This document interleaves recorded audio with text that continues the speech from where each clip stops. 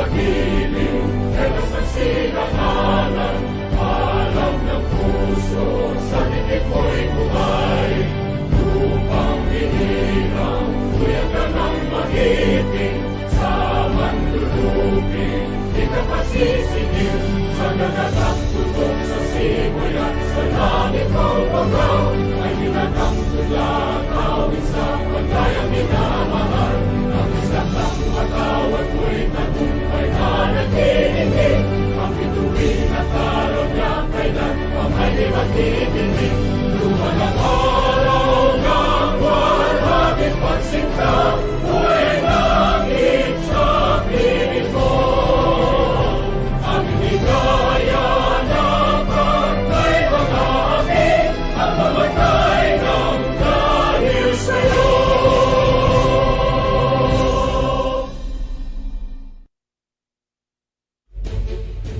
Binaigting, binalakas ang bagong news online TV ng bagong milenyo.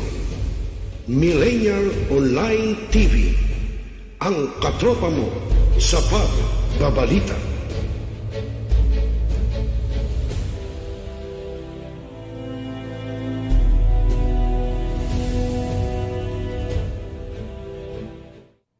Ikaw ba stress? O may dinaramdam? O gulong-gulo ang talaga isip mo? Tumutok lamang at panoorin dito sa Millennial Online TV. May tuturo po ko sa inyong isang paraan upang maibsan at mabawasan niyang problemado ninyong pag-iisip. Ito ay ang Tai Chi Learning Series. Sana po tumutok po kayo at abangan niyo po tuwing Sabado po ng umaga yan. Dito lamang po sa Millennial Online TV. Salamat po! Hanap mo ba ay Unwind Ventures? Tara nang mamangha sa mga tanawin.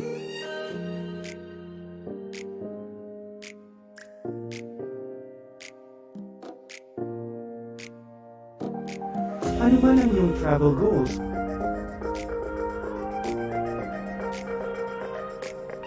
Dadalhin namin kayo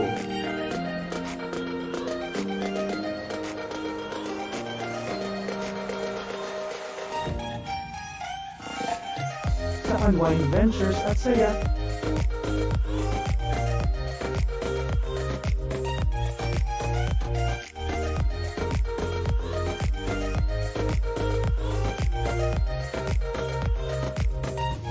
Dito lang sa Wow Biyahe.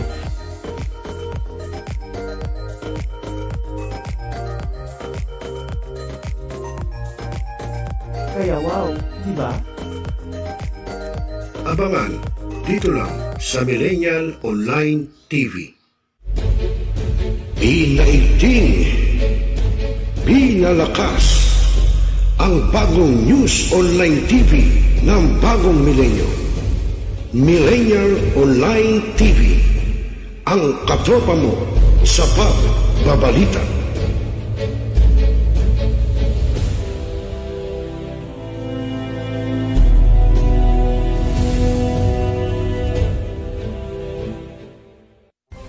Mga katropa, ako ang inyong lingkod, Brian Anyosa. Samahan po ninyo ako sa panibago nating programa dito sa Millennial Online TV, ang Balitaktakan, kung saan pag-uusapan natin ang lahat ng mga balitang bumabandera sa isang buong linggo at mga impormasyong dapat ninyong malaman. Paano kami mapanood?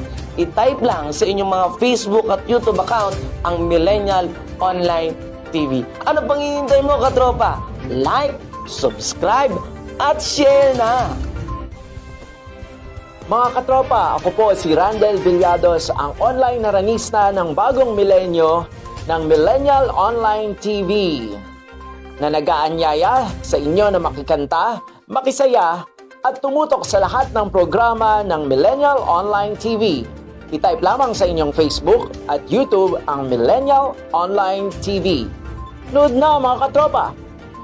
Mga katropa, ako po si Gazi Sarip, ang inyong tagapaghatid ng balita sa bagong milenyo, na nag-aanyaya sa inyo na tunghayan ang aking mga pag-uulat at tumutok sa lahat ng programa dito sa Millennial Online TV.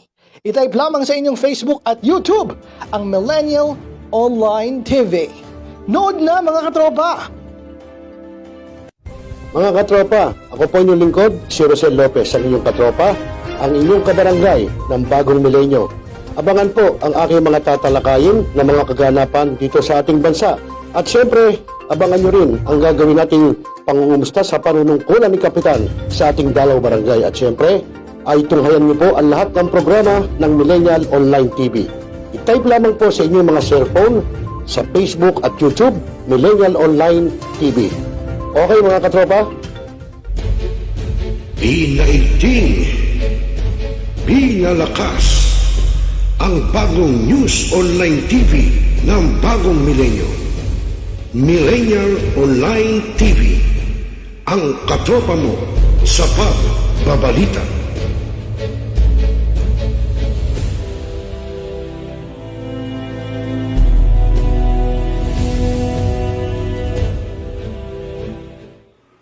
Mga pangyayaring naganap sa ating kapaligiran, mga balita sa buong linggo, hihimayin, iisa-isahin, dito sa Balitaktakan, aarangkada, kasama si Brian Enyosa, dito lang sa Millennial Online TV.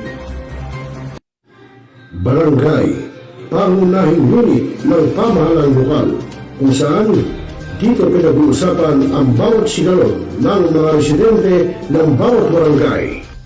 Dito rin pinag-uusapan ng mga piling halal na opisyal na barangay ang mga proyekto para sa kanilang barangay.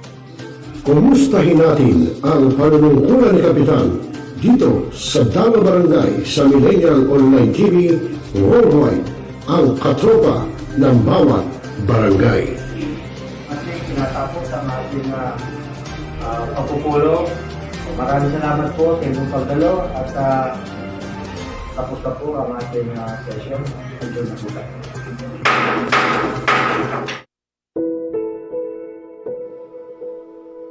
Ikaw ba'y nag-iisa? Nalulungkot? Dahil iniwan at ipinagpalit? Niloko ng iyong minamahal? Kung ngayon, i-type sa inyong mga cellphone, Facebook o YouTube man ang Millennial Online TV. Dahil nasa Millennial Online TV na ang online haralista ng bagong milenyo, si Randel Villados.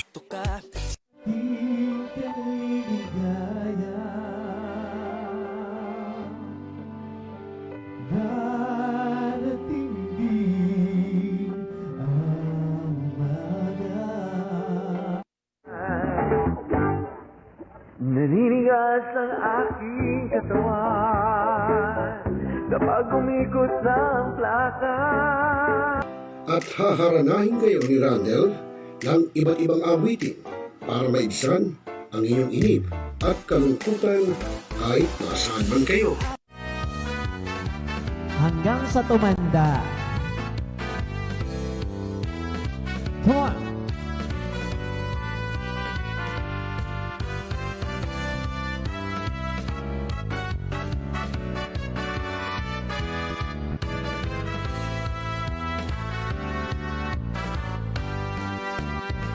Kung tayo'y matanda na, sana'y di tayo magbago.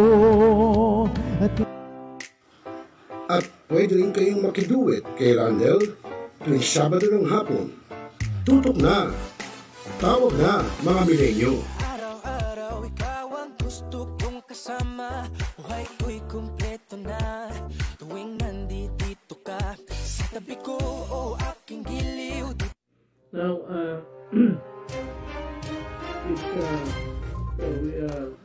Talakayin, revisahin, opinyon, palawakin, aksyonan. Kasama si Rosel Lopez, ang inyong katropa, dito lang sa Millennial Online TV, ang katropa mo sa pagbabalita.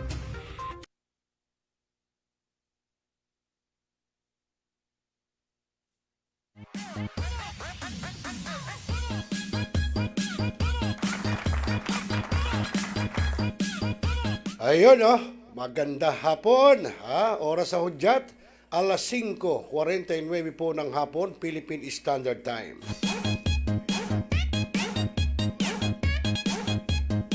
Ba'y nagtataka kayo, no? Bakit kami hinapon na naman ni Joshua Sumulat Baltaw, no? Abay, tayo po'y may nilakad doon sa Banawe. Hindi po sa Banawe Rice Terraces, dyan lang po sa Banawe QC. At kami po ay may binili lamang na pyesa ng aming bitek. Yung aming bitikleta. Akala nyo, bitek. Okay mga kaibigan, ngayon po Tuesday edition ng programang Tropa. Siyempre ako pa rin ang inyong kasama. Huwag kayong magsasawa. Rosel Lopez. Talagang wala tayong magagawa. Yun lang talaga ang ano natin no? At siyempre, yung ibang programa ay araw po ng Sabado at Huwebes. Yun po ang mga programa po na susunod dito, no? Kaya wag po kayong magsasawa. At siyempre, bago tayo magpatuloy mga kaibigan, abay batiin muna natin yung ating mga tropa peeps, no? Na laging nakatutok at sumusubaybay sa programa dito sa Millennial Online TV. At siyempre yan si Kuya Ricky Del Rosario. Magandang hapon, Kuya Ricky. At siyempre yung ating Dabar Catch, yung ating ka-TFC buhat po sa Japan, no? Si Ma'am Evelyn Lee Matsuo. Mushi ne. Kala mo, Joshua, hindi ako marunong mag-Japox, ha? Yan po si Ma'am Evelyn, yan po ang ating kababayang Pilipina na nasa Japan po ngayon doon, ano? At siyempre, doon po siya nagtatrabaho. At siyempre, nandun din yung kanyang mga junakis. At siyempre, yung kanyang esposo nandun din. Malay natin, umuwi dito ng December si Ma'am Evelyn Lee Matsuo. Magkakaroon na ako ng pambudbud sa sinangag. Yung kulay green yun, Joshua. Natatawa ka, Joshua. Pag binigyan ako ni Ma'am Evelyn nun, di kita bibigyan nun, loko. Masarap yun. At siyempre po yung katropa nating photojournalist po na Remate at naka-assign po dyan sa Quezon City Police District Press Corps. Siyempre po si Boss Bal Leonardo. Yun. Nabubulol ako, Boss Bal. At siyempre yung ating pare, yung pare ko, si Jeffrey Ignacio ng Barangay Muson dyan po sa Malabon City.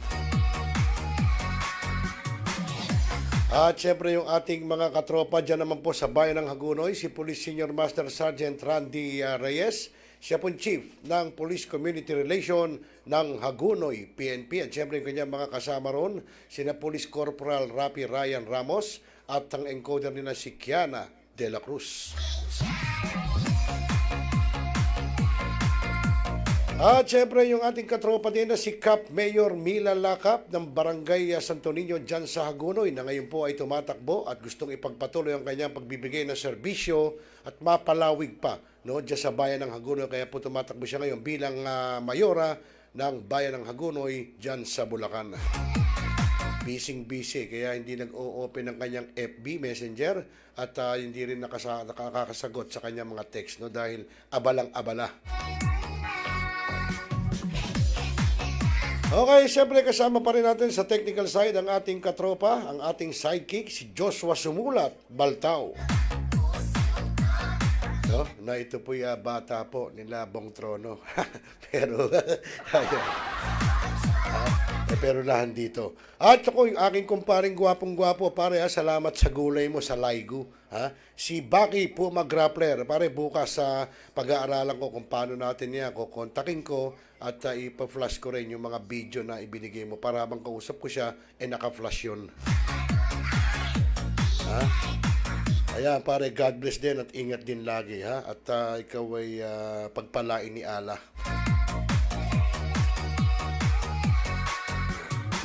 At siyempre, yung ating mga tropa peeps, yung ating mga kakosa, yung ating mga katropang mga licensed massage therapist, no? Siyempre sa panguna ni Miss Jackie Adahar, ni Sir Romel Martinez, Haji Crespo at Jojo Revilla. At siyempre si Ma'am Linda Villagonza. Nung nakaraan daw, nandyan siya sa may Valenzuela sa Arcong Bato, pero wala naman tayo. Sorry, Ma'am Linda.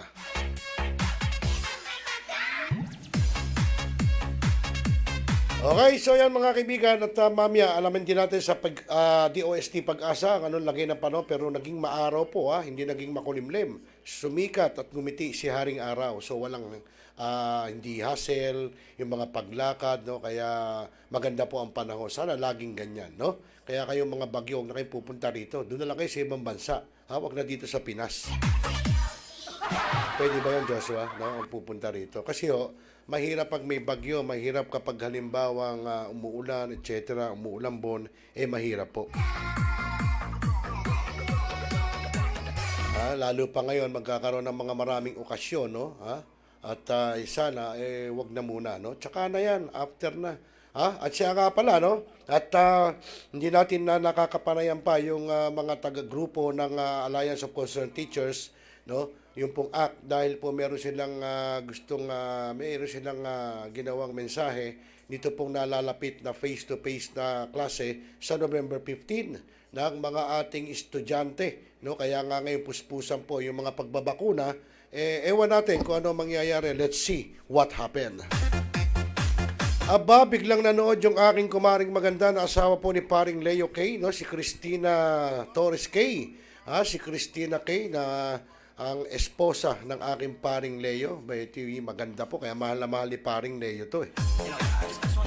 Sabi niya, tutok na sa Millennial Online TV. God bless, pare. Ayun. Mukhang nag-usap kayo ni paring Leo, kaya pares kayo nakatutok ngayon. Nasaan ka na ba, paring Leo? Aba, sabi ng mari ko, wag daw maingay. Wag, bakit kinakailangan pag-ingayan? Dahil kayo ay duo, kayo'y partner na nagmamahalan. Di ba, pare? Paring Leo?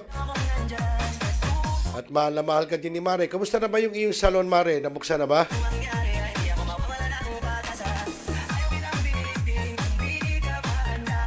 At syempre po yung ating mga Dabber Cats, dyan po naman sa may Barangay Bayan-Bayanan sa Malabon City. Syempre sa pangunguna po ni Barangay Chairman Ringo Felix. At syempre po yung ating katropa, yung ating simpatikong tropa, nakagawad ng Barangay Tugatog sa Malabon, si Barangay Kagawad Sani Dadad Pineda. Ayan, nanonood na po. At syempre si Kuyang Ruel Sultan Rabida, buhat po sa General Trias dyan sa Cavite. Wala pa raw, sabi ng Maring Christina, kung hindi pa raw nag-uumpisa yung kanyang salon. Pag binuksan mo yan, kumbidahin mo kami ni Joshua para kukuhanan namin, shoot namin, para naman ma-plug dito sa Millennial Online TV, Mare. Kailangan, syempre ako unang-unang customer dyan. Kailangan ayusin mo yung buho ko. Siyempre may konting facial. Di ba, Joshua? No? Kasi Joshua, gugupitan nyo rin yan. Okay, so yan mga kaibigan. At kayo'y ingat. At yung mga estudyante natin, yung mga junakis nyo, na hindi pa napapabakunahan at gusto nyo pong mag-face-to-face, pabukunahan nyo na. At may anunsyo po, ang lungsod ng Valenzuela, no, sa pangunguna po ni Mayor Rex Gatchalian, yung mga hindi pa raw nababakunahan ay pwede na pumunta doon sa People's Park Amphitheater sa Valenzuela, kung saan pwede po kayong magpabakuna kahit walang appointment. Ayan, malinaw po. So magpuntahan na po kayo mga taga-lungsod ng Valenzuela. Ano pa hinihintay nyo? Yung po ay libre. Hindi lang libre merienda. Magdadala kayo pagkain niya, siyempre. Kailangan bakuna lang ang libre. Ayan, baka mami akala nyo pati merienda libre. Hindi po. Ayan, malinaw po mga taga Valenzuela, yung wala pang bakuna, magpunta na po kayo dyan po sa People's Park sa Amphitheater, at magpabakuna na kayo, walk-in, wala na pong appointment, basta magpunta po kayo ron. Okay mga kaibigan, 2 minutos na lang bago sumapit po ika-6 ng gabi, Philippine Standard Time. Bago tayo magpatuloy, alamin natin sa DOST Pag-asa ang lagay ng panahon. Dahil maganda po sikat ng araw, sana'y wala namang LPA o low pressure area o bagyo na darating dito sa ating bansa. Okay, Joshua, pakinggan natin sa Pag-asa.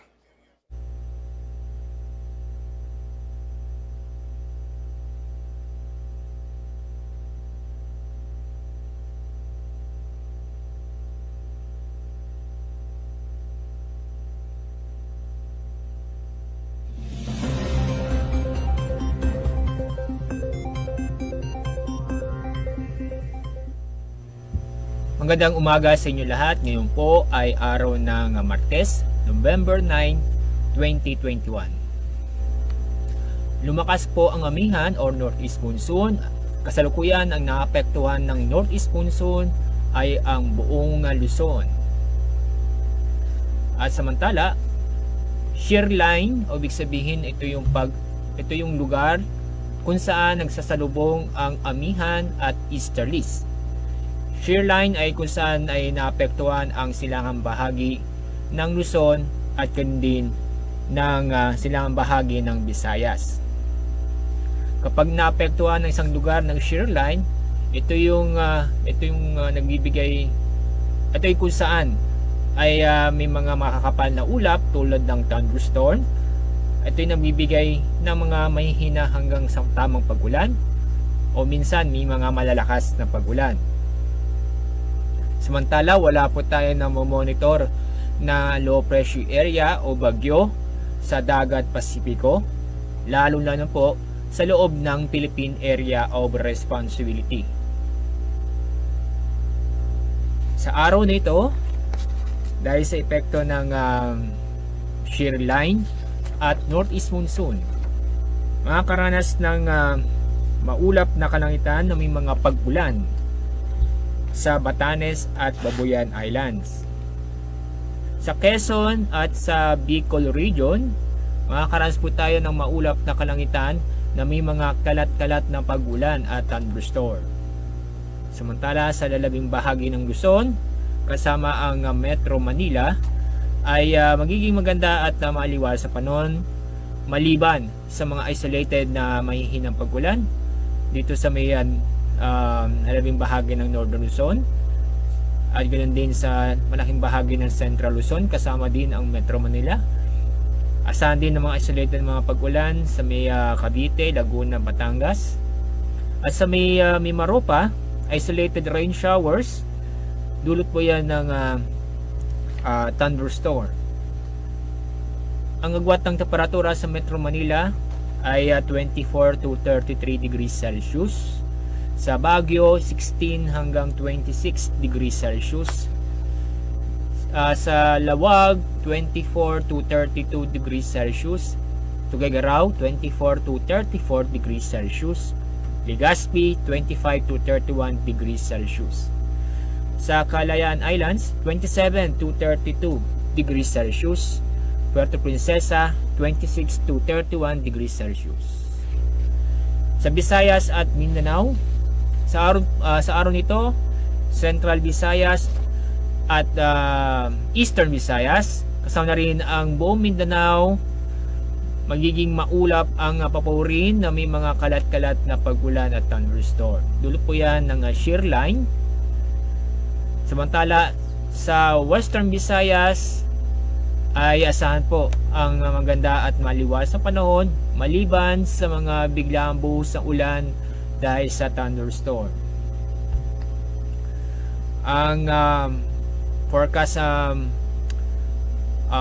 temperature o agwat ng temperatura ang inaasahan po natin ngayong araw sa Iloilo, 26 to 32 degrees Celsius, Cebu 26 to 31 degrees Celsius, Tacloban 26 to 31 degrees Celsius, Zamboanga 24 to 32 degrees Celsius, Davao 25 to 32 degrees Celsius, Cagayan de Oro 25 to 30 degrees Celsius. At dahil po yan sa paglakas ng amihan, nag-issue pa rin tayo ng gale warning para sa Batanes, Ilocos Norte, northern coast ng Cagayan, kasama ang Babuyan Islands. Ang mga baybaying dagat sa mga lugar nito ay makakaranas ng maalon hanggang sa napakaalon. Ibig sabihin na may naasahan pa rin tayo mga matataas na alon kung saan ang taas ng alon ay aabot ng 4.5 meters. Kaya paalala po para sa ating mga kababayan, sa mga nagbabalak pumalaot sa mga lugar nito, na wag muna dahil delikado, dahil nga po sa araw ito may mga matataas na alon. Dulot po yan ng paglakas ng amihan. At sa ating extended weather outlook, November 10 to November 12. Sa Metro Manila, patuloy na maging maganda at maliwanag sa panahon sa mga araw na ito, maliban sa mga isolated na mahihinang pag-ulan sa araw ng Miyerkules at Huwebes. Pero sa Biyernes, mga bigla ang buhos ng ulan, kadalasan mga palandili lang pong pag-ulan, dulot po yan ng thunderstorm. Sa Baguio City,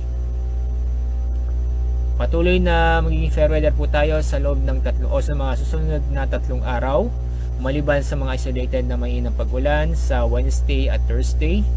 Sa Friday ay isolated rain showers dahil po yan sa thunderstorm. Sa Legazpi City, bukas ay fair weather po tayo, pero pagdating ng Thursday at Friday, muli po magiging maulap ang kalangitan na may mga kalat-kalat na pag-ulan at thunderstorm. Pero sa Metro Cebu, sa susunod ng 3 araw, maganda at maliwanag ang panahon, maliban po sa mga isolated rain showers o mga pulupulong pag-ulan dulot ng thunderstorm. Sa Metro Davao, bukas ay magiging maulap ang kalangitan na may mga kalat-kalat na pag-ulan at thunderstorm. Sa Huwebes ay may chance po na magumanda ang panahon, maliban sa mga isolated ng pag-ulan. Pero sa Biyernes, muli po magiging makulimlim o maulap ang kalangitan na may chance na kalangitan na may mga kalat-kalat na pag-ulan at thunderstorm. Ang sunrise po natin mamaya po ang 5:54 ng umaga, sunset 5:25 ng hapon. Yan po ang ating latest sa ating lagay na panahon sa araw na ito. Mula sa Pag-asa, ako po sa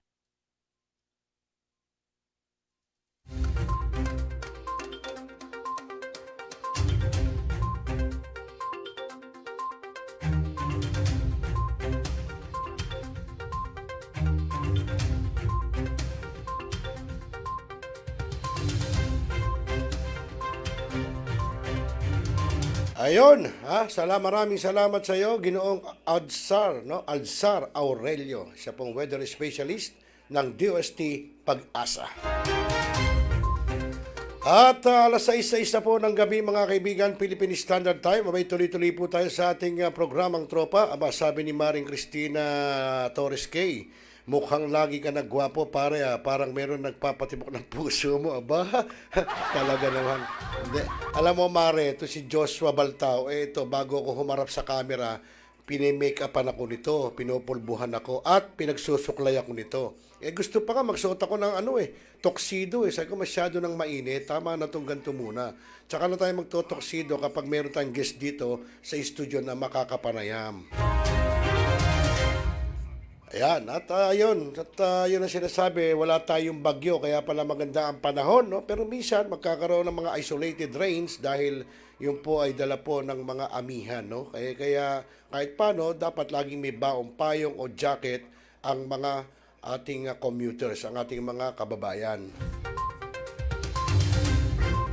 Okay, at yun mga kaibigan, alam nyo ba, na para maibsan po ang traffic dito sa atin sa Metro Manila, abay naggona po itong ating ferry station dyan po sa may na binuksan na ng MMDA. Ito po mga ferry station natin, mga ferry boat station, at katunayan meron din po dyan sa Pasig. Abay sana magtuloy-tuloy pa hanggang sa Marikina at hanggang Rizal po ay po pwede yan.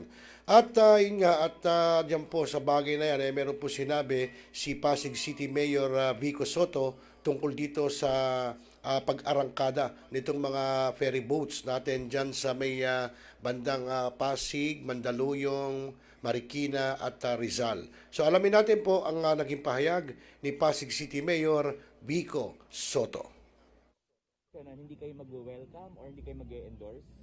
Well, lahat ay welcome sa Pasig. Kasi at the end of the day, masusunod taong bayan. Kung sino ang gusto nila, so lahat ay welcome dito. Kung mag-apply ng permit para mag-conduct ng basta within health protocols, aprobahan po natin yan. Pero definitely walang endorsement from you? Basta lahat ay welcome dito. Yan yung sabi ko, marami tayong trabaho dito sa marami tayong kailangan gawin dito sa lungsod ng Pasig. Kailangan mag-focus ako doon at hindi ako magpa-distract. Alright, thank you sir. Maraming salamat. Demand for water transport. Actually, kung papansinin po natin, yung ridership ng MMDA River Ferry, mula 2020 hanggang 2021, times 5 na yung ridership.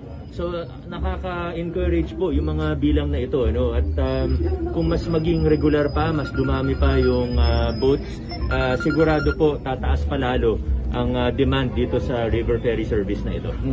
Mayor, kanina natakal ni Chairman yung tungkol sa traffic. Right now, as observation nyo, kumusta ang traffic dito sa Pasig? Traffic talaga. Actually, kung mapapansin po natin, lalo na dito sa side ng C5, yung east ng C5 na part ng Pasig, talagang makikitid ang kalsada.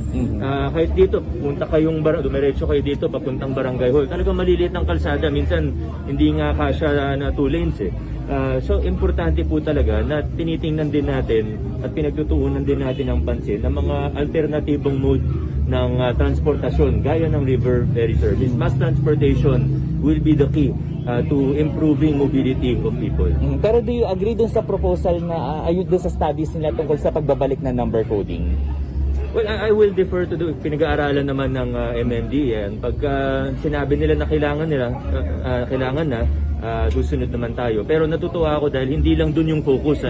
Meron tayong mga programa katulad ng River Ferry na talagang makakatulong. Pupunta kayong Maynila ngayon, dire-diretso lang, hindi na kayo matatraffic.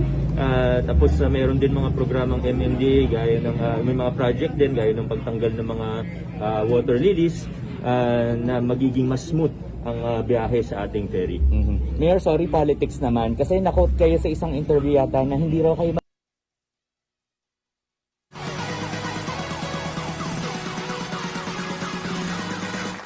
Ayan po, maraming salamat. So yan po naging pahayag ni Pasig City Mayor Vico Soto, no? Talaga naman pong maiibsan, no? Maiibsan po talaga ang traffic dahil po gumagana yung ating mga ferry boats diyan po, no, sa kailugan ng Pasig, Marikina, hanggang Rizal, Mandaluyong, no? Ay malaki pong kaibsan nyo. Pero alam nyo, actually, masarap pong magbiyahe pag sa ferry boats, no? Para kang namamasyal, no? Para kang nagbo-boating, ha? Hindi boating tingan, ha, Joshua? Boating. Ay, nagbabangka. Ibang boating ang nasa isip ko ni Joshua. At ayun nga, sigurado naman marami sasakay dyan. Kaysa naman sumagupa ka sa traffic, doon ka na. Posible naman magka-traffic pa sa kailugan. Posible naman magkaroon pa ng traffic doon. Kaya, kung galing ka ng halimbawa dyan sa may Makati, no? Doon sa may Makati ron, no? Alam nyo naman doon na mayroon itong ilalim ng tulay. Meron po doon terminal, no? Ferry station, no? Pwede ka sumakay doon. Kung pupunta ka Pasig, doon ka na magugula. Nasa Pasig ka na kaagad. So, mabilis po. Kung pupunta ka ng Marikina, ganun din. Kung pupunta ka ng Rizal, meron din. So, malaking ginhawa ang konsumo sa traffic. At unang-una, masarap pa sumakay doon, no? Siyempre, wala naman. Kahit naman may bagyo, hindi naman ganun kalaking alon sa mga ilog. Hindi naman yan dagat ng katulad ng Manila Bay, no? Kaya mas maganda kung mag-ferry kaysa po baylan ka. Okay, sa mga kaibigan, alas 6:12 na po ng gabi, Philippine Standard Time. Abay, tuloy-tuloy pa rin tayo sa ating programang talakayin, rebisahin, opinyon, palawakin, aksyonan, tropa. Siyempre ako pa rin inyong kasama, inyong kajaming, kadaver cuts, kakosa, kabarangay, Rosel Lopez. At siyempre kasama ko pa rin sa technical side. Hindi po bibitiw to, hanggang dahan dito ako, si Joshua Baltao. Okay, so mga kaibigan, bago natin itunghay yung pong ginawang deliberasyon ng House of Representatives. Alam nyo, hindi kayo nagtataka mga kaibigan, nagsunod-sunod. Magmula pa noon last week, ang pagtaas po ng produktong petrolyo. Abay, dati 50 lang, naging 50 plus, ngayon po nasa 60 pesos na. Kahit small player po ng mga gasolinahan, abay, nasa 60 na. Grabe. Magkano kaya yan sa susunod na linggo? So, yan po ang ginawang deliberasyon ng House of Representatives tungkol po sa, siguro kasama Department of Energy dyan, na bakit nangyayaring ganun na tumataas na mabilis ng pagtaas ng mga produktong petrolyo. So alamin natin yan mamaya, pero ngayon bago tayo alamin yan, bago natin itong high, ay magpapakilala lamang po si Joshua Baltao para malaman natin kung saan kayong himpilang nanonood at nakikinig.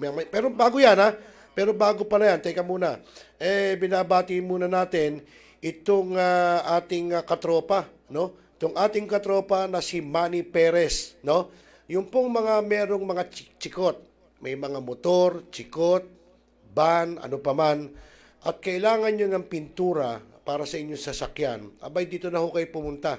Dito sa talagang ang pintura ay dekalidad at maganda. Dito po sa Painter's Choice Paint Center, dyan po ito sa Phase 9, Kaliwa, Langit Road, Bagong Silang sa Caloocan. So yan po ay pag-aari ni Ginoong Manny Perez. At huwag po kayo mag-alala dahil po ito ay bukod sa dekalidad na mga pintura katulad ng ansal, tsaka yung isang klaseng pintura, ano nga yun? Teka yung Weber na pintura. Abay, yan po yung mga dekalidad na pintura pero mababa lang po ang presyo. No? Kaya po kung naghahanap po kayo kahit yung mga merong mga car paint center at kailangan nyo ng supplier, abay dito po kayo makipag-usap sa Painter's Choice Paint Center, dyan po sa Phase 9 Kaliwa Langit Road sa may Bagong Silang sa Caloocan City. At hanapin nyo lang siyempre si Ginoong Manny Perez. Okay Bro Manny? At yun. At kung gusto nyo pong maka-discount, sabihin nyo lang na kayo po ay galing sa Millennial Online TV at tinuro po yung kanyang store. Kaya po sa kanya kayo bumili dahil nga sabi ng Millennial, meron pong discount at mura lang. At kayo i-entertainin po ni Ginoong Manny Perez. Huwag nyo kalilimutan, ang pangalan po ng kanyang paint center ay Painter's Choice Paint Center sa Phase 9 Kaliwa Langit Road, Bagong Silang, Caloocan City. Okay, sa mga kaibigan, magpapakilala naman po si Joshua Baltao at muli po kaming magbabalik. Nais mo bang guminhawa ang iyong pakiramdam? Kung ikaw ay may sipon, ubo, lagnat at iba pang nararamdaman, lalo na ang sakit ng katawan, narito ng Yasmag Magnesium Therapy Oil. Ang Yasmag Magnesium Therapy Oil ay nakatutulong na ibsan ang iyong nararamdaman sa pamamagitan ng pagpahid sa apektadong parte ng katawan, gaya ng noo, balikat, tuhod at kung anuman ang masakit na parte ng iyong katawan. Panoorin ang mga testimonials ng gumamit ng Yasmag. Yan po, ginagamit niya. Siya po ay isa sa aking mga testimony. Ako, si Destino Francisco, ay gumagamit ng Yasmag na siyang nakapagpalakad sa akin.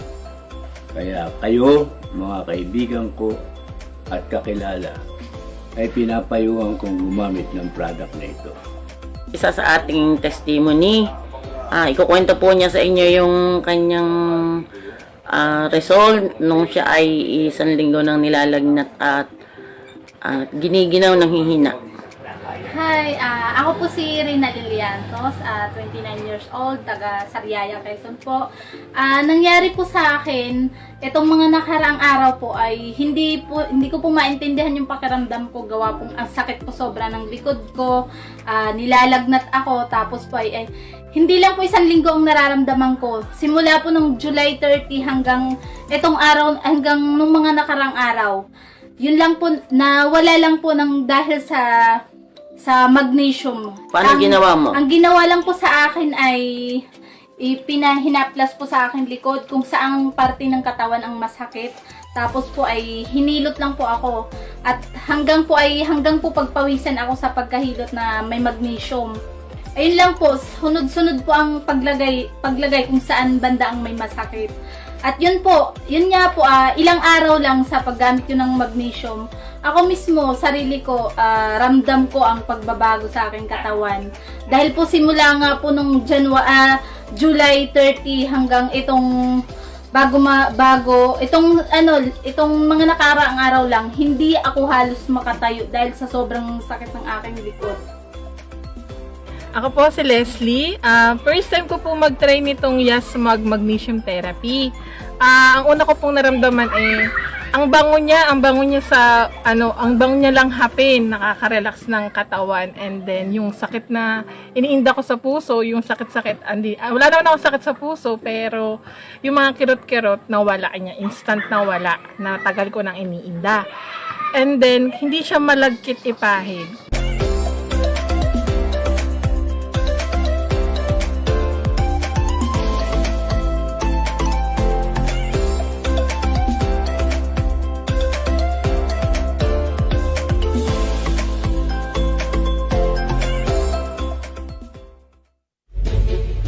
Ilaigting, pinalakas ang bagong news online TV ng bagong milenyo.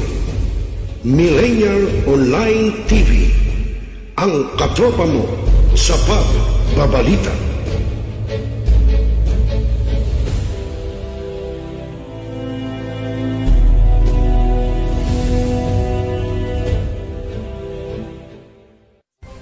Mga katropa, ako ang inyong lingkod, Brian Anyosa. Samahan po ninyo ako sa panibago nating programa dito sa Millennial Online TV, ang Balitaktakan, kung saan pag-uusapan natin ang lahat ng mga balitang bumabandera sa isang buong linggo at mga impormasyong dapat ninyong malaman. Paano kami mapanood?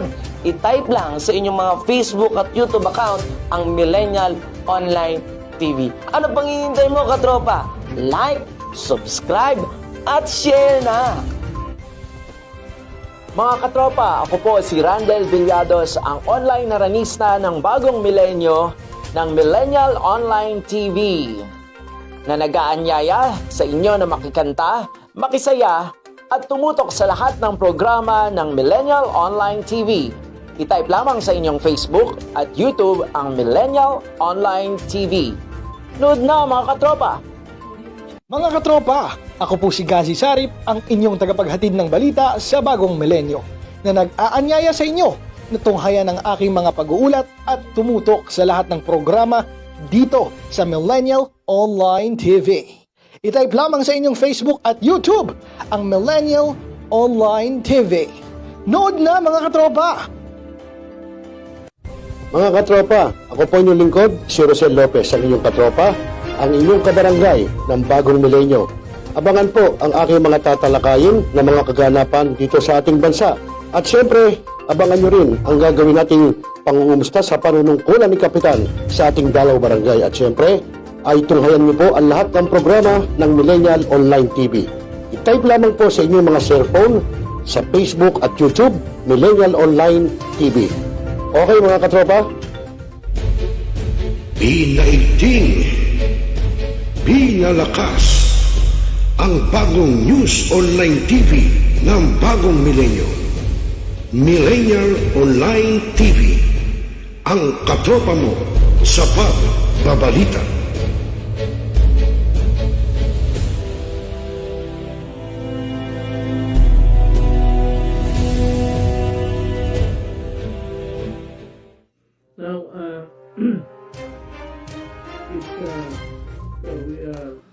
Talakayin, rebisahin, opinyon, halanggakin, aksyonan. Kasama si Rosel Lopez, ang inyong katropa, dito lang sa Millennial Online TV, ang katropa mo sa pagbabalita.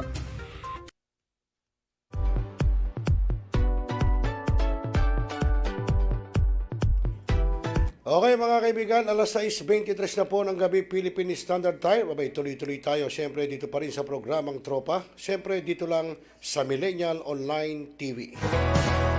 At siyempre ako pa rin ang inyong ka-jamming, kakosa, katropa, kabarangay, Rosel Lopez. At sa technical side, si Joshua Sumulat Baltao. Abay, nanonood pala sa atin itong ating isang host ng ating programang Balitaktakan po tuwing Sabado po ng gabi, alas 6 hanggang alas 8 po ng gabi, si Brian Anyosa. Abangan niyo po ang kanyang mga tatalakayin sa Sabado, no? Yung pong mga pangyayari ng isang buong linggo na dapat nyong malaman siyempre kung ano ang mga pangyayari sa loob ng isang linggo. At yun ang kanyang tatalakayin, abangan nyo po yan. At siyempre yung ating online na ranista naman ay tuwing araw na po ng Huwebes. Siyempre ganung oras pa rin, alas 2 hanggang alas 4 ng hapon. Ayan, at siyempre sa mga susunod po, abangan nyo dahil magkakaroon po tayo rito ng yung kusinero ng bagong milenyo, yung pong mga pagkain na murang halaga pero masarap ang maihahain nyo sa inyong mga mahal sa buhay. Ha? Abangan nyo po yan. At syempre po, ganoon din, magkakaroon din tayo ng isang TikTok challenge, no? Pero actually, inaayos pa namin at yun po ang yung mga mahilig mag-TikTok, yung mga TikTokers dyan. Pwede po kayo mag-submit dito ng yung mga TikTok dance, yung mga TikTok nyo. At syempre, meron pong mananalo doon. Pero inaayos pa ho namin, coming soon pa lang yan. Abangan nyo, kaya yung mga mahilig mag-TikTok, mag-ready-ready na kayo ng TikTok, ha? Mukhang si Joshua gusto mag-TikTok yata. Mukhang magpapa-upload ng kanyang TikTok. Basta, mag-record lang po kayo ng inyong TikTok at syempre, isesend nyo po sa amin dito at ipe-play po natin yun. Syempre, may mga judges po tayong kukunin para kung sino po ang mas mananalo, kung sino ang karapat-dapat, sino ang magaling, ay yun po mananalo. Abangan nyo po at ayusin po natin, inaayos pa natin yung mga prize para mas maganda po, para hindi naman po kayo talunan, no? Kung sakali mag-upload dito, mag-send kayo ng inyong TikTok. Abangan po yan, mga kaibigan. Syempre, dito lang sa himpilan ng bagong milenyo, ang Millennial Online TV. Okay mga kaibigan, alas 6:25 na po ng gabi, Philippine Standard Time. At yun nga, sinasabi ko, ay kung napansin nyo, bakit po ba napakamahal ngayon ng ating mga produktong petrolyo? No? Isipin nyo, sunod-sunod, ha? Sunod-sunod ang pagtaas po ng produktong petrolyo. Ha? Ilang beses? Ha? Gaano katagal na? Diyos ko, hindi ko alam kung bakit nagkakagano, no? Wala natin kung bakit, kaya nga tatanungin natin, aalamin natin, no? Doon po sa ginawang deliberasyon ng House of Representatives tungkol po dyan sa pagtaas ng mga produktong petrolyo. Siyempre kasama po dyan ang Department of Energy. Bakit nga ba? Dahil ba nagmahal sa merkado? O kasi noong panahon po ng Marcos time, kapag sinabi ng Pangulo na Ferdinand Marcos na huwag ka magtataas, huwag kayo magtataas ng presyo, hindi po nagtataas ang mga player ng mga gasoline. Di ba? Kaya doon tayo nagtataka, bakit nagkakaganon? No? Okay, sa mga kaibigan, huwag na natin patagalin. Mga kaibigan, tunghayan natin, pakinggan natin mabuti, kayo nang bahala magbigay ng opinion, no? About dito sa ginawang deliberasyon ng House of Representatives tungkol po dito sa mga produktong petrolyo. Joshua, panoorin natin. Beg our Deputy Majority Leader, T.R.O.P.A, I've already praised him to high heavens. So, to lead us in a prayer for this very important and critical meeting. Top, you're recognized. All right. Thank you, Chair Joey. Let us put ourselves in the presence of God. In the name of the Father, the Son, and the Holy Spirit. Amen. Amen. Heavenly Father, we thank you for gathering us once again in your presence to discuss the most pressing issues of our land. We are grateful and burdened with the opportunity and responsibility to serve the people around us and to honor your good name. We pray for our leaders, the leaders of the country and the leaders of this august chamber, that they and that we may make wise and informed decisions and carry out important and relevant discussions to help ease the burdens of our fellow Filipinos, especially during this time. Help us make use of the limited time that we have effectively and efficiently. We pray for the sick, the afflicted, and the troubled, that they may find healing and peace in your word. We pray for the continued recovery of our country and of the world as we see a steady drop of COVID-19 cases. May it never slip from our minds and from our hearts that this is a blessing that comes from no other source but your grace alone. This we pray. Amen. In the Father, Son, and the Holy Spirit. Amen. Thank you. You mean afflicted in love life?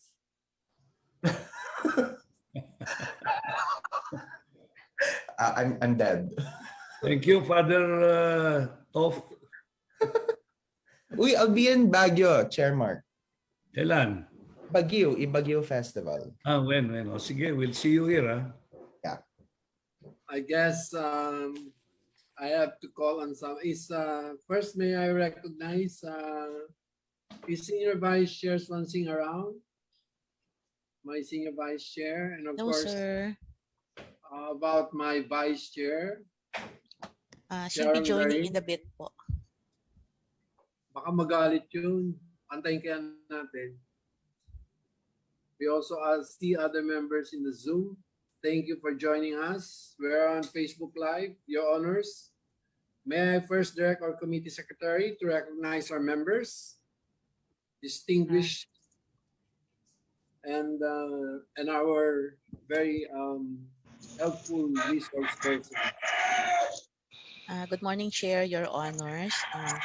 We recognize the presence of Chair Joey Salceda, Representative Alfel Bascug, Deputy Speaker Pablo Jan Garcia, Representative Sergio Dagook, Coco Nograles, Arlene Brosas, Adrian Epcas, Franz Castro, Ted Haresco, Deputy Speaker Baby Arenas, Representative Stoff de Venecia, Mark Go, Rico Heron, and Representative Angelina Tan.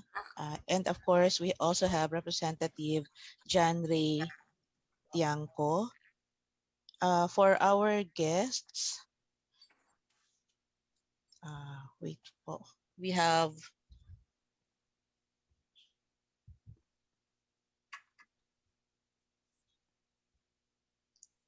have ASEC Gerardo Urquiza of the Department of Energy, also Miss Maria Juliolanda Habeliana of the Department of Energy. From the DOF, we have Director Nina Asuncion, Director Arvin Quinones, Miss Alicia De Vera, Miss Judy Lescano, Mr. Keanu Emmanuel Peñaranda, Miss CJ Masigan, Mr. Joshua Soriano, Miss Krishka Bea Violago.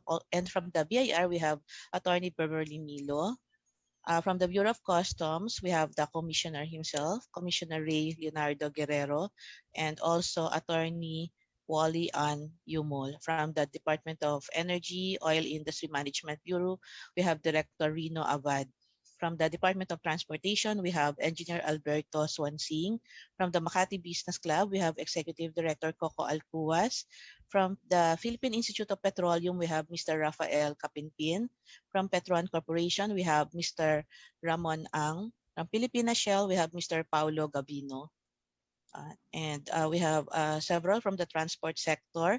Attorney Donald Diaz from Mega Manila Consortium Corporation. Miss Liberty De Luna from Alliance of Concerned Transport Organization. Mr. Ricardo Rebaño from the Federation of Jeepney Operators and Drivers Association of the Philippines, or FEDJODAP. Mr. Alex Yage from the Kakaisang Samahan ng Nangangasiwa ng Panlalawigang Bus sa Pilipinas, and Mr. Modesto Floranda from Piston. We will just recognize the other guests who just came in, sir, later. Thank you, Your Honors. Okay, we are 86 now in the Zoom. So, Vice Chair Garin. Good morning, Chair. All right, please do your role. Chair, good morning. Good morning, everyone. Chair, I would like to move to dispense with the calling of the roll, Mr. Chair, if that hasn't been moved yet. Not yet. So, seconded by Coco Nograles. Second. Are there any objections? Hearing none, same is approved. Vice Chair Garin. Mr. Chair, before we proceed to our briefing, I move that we dispense with the reading of the minutes of the meetings held last September 6 and September 13, 2021, and approve the same. The minutes are uploaded in our Viber group, Mr. Chair. So moved. I second. Who was the seconding for purposes of recording? Coco. Coco again. Thank you, Coco. Are there any objections? Hearing none, same is approved. The minutes of September 6 and 13, the last time we met. So, good morning. Good morning. Wow. First, condolence and happy birthday to me.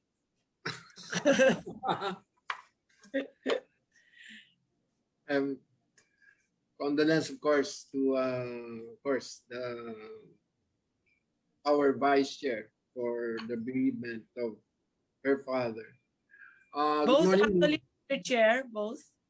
Me and Kong Swan Singh also. She's at the right now. I think it's a funeral of her father or father-in-law. I'm not sure, Mr. Chair. Parang lumalapit na yata sa akin yung ganun. No? Close in. Anong edad mo? Pwede ba tanong yun? My father was 80. I don't know about things. So you must be less 18. Hindi naman. Sobra ka na. Welcome to the first meeting of the committee after a month-long recess. We're glad to report that before the suspension of the session on October 1, under the Able Defense and Sponsorship HB number 7425 by Congresswoman Garin, or the bill that the VAT on digital transaction and HB number 9913 preferential tax on schools were approved on third reading. We are now awaiting the enactment into law of the tax on schools and thank our colleagues, especially Representative Benitez, Rufus Rodriguez, Villafuerte, Go, and Tabunting for principally authoring the measure. Lastly, the fiscal regime for POGO, for Republic Act number 11590, which was actually originated and written by this committee, of course, and not by the DOF. Because our own initiative was enacted into law last September 22, 2021, an original formulation of this committee shepherded with the help of Senior Vice Chair Swan Singh, Vice Chair Garin, and many others. For the record, we have 4 laws and 12 national measures awaiting the action of the Senate. I commend everyone for the hard work. We also recognize our partners in the DOF for actively participating in our meetings, even when our positions are not aligned, just like today. The briefing will address the public clamor for the suspension of the excise tax on petroleum products. The prices of fuel in the country have gone up because of increasing global oil prices while the nation battles COVID-19 or trying to recover. The global supply of oil remains at lower levels compared to pre-pandemic supply while demand increases as economies reopen. Oil prices are projected to increase, moving the average Dubai crude oil price on mean of Platts Singapore MOPS, which is our legislated basis, to USD 90 by 2022. For perspective, the MOPS threshold used in the Train 1 or is USD 80 per barrel. During that time, we never thought it will reach because during that time, it was actually hovering between 56 and 60. So, which is above the 2020 excise tax increases would have been suspended, except that you can only suspend the increases, but since way past it, so the only way to use that threshold is through another legislation. So before we go any further, may I request DOE Assistant Secretary, how do you call you? Jerry Arquisa Jr., or do you call June, to present the report by the DOE on the price monitoring of petroleum products. So ASEC Arquisa is hereby recognized. Mr. Chairman, Yes. Chairman, good morning. Yes. Rufus here, Mr. Chairman. Yes, good morning. Good morning, my dear Chair. Nice to see you on Zoom again. And I would just like to request, because I have I will inaugurate a public library at 9:30.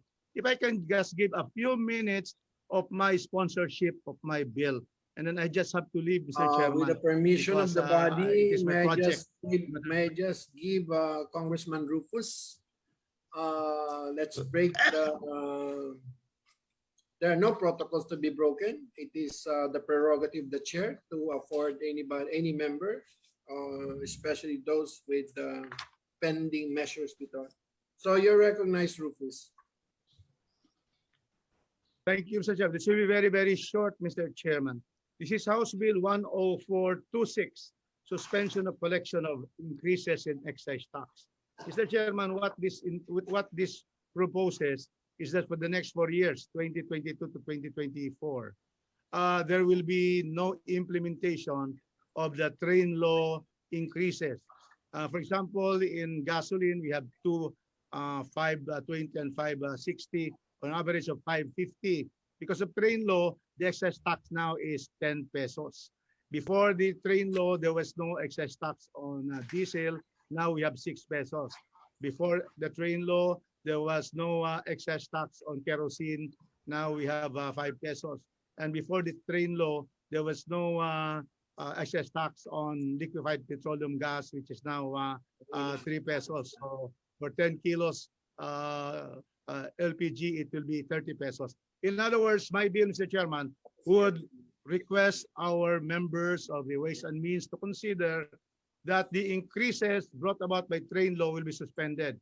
But the gasoline excise tax, which already existed before train law, remains. My bill is not a total suspension of all excise tax. The regular excise tax before in the Internal Revenue Code stays. What will now be suspended are the increases brought about by train law. With that, Mr. Chairman, I thank you for giving me this opportunity, and hope my bills will be one of those considered by this committee as we go along into determining what is best for our country, especially because of the continuous increase of prices of our oil products. Thank you very much, Mr. Chairman, for that kind accommodation. Thank you. And for your, just to give you an indication, sir, I've studied your bill very well, and most likely the chair will adopt your differentiation between unleaded and leaded. So that is one of the learnings that I have seen. So I think at a certain point, even without you, I think I don't know whether it will make you happy, but we will be adapting your differentiation between leaded and unleaded gas. So thank you very much. Thank you. Thank you.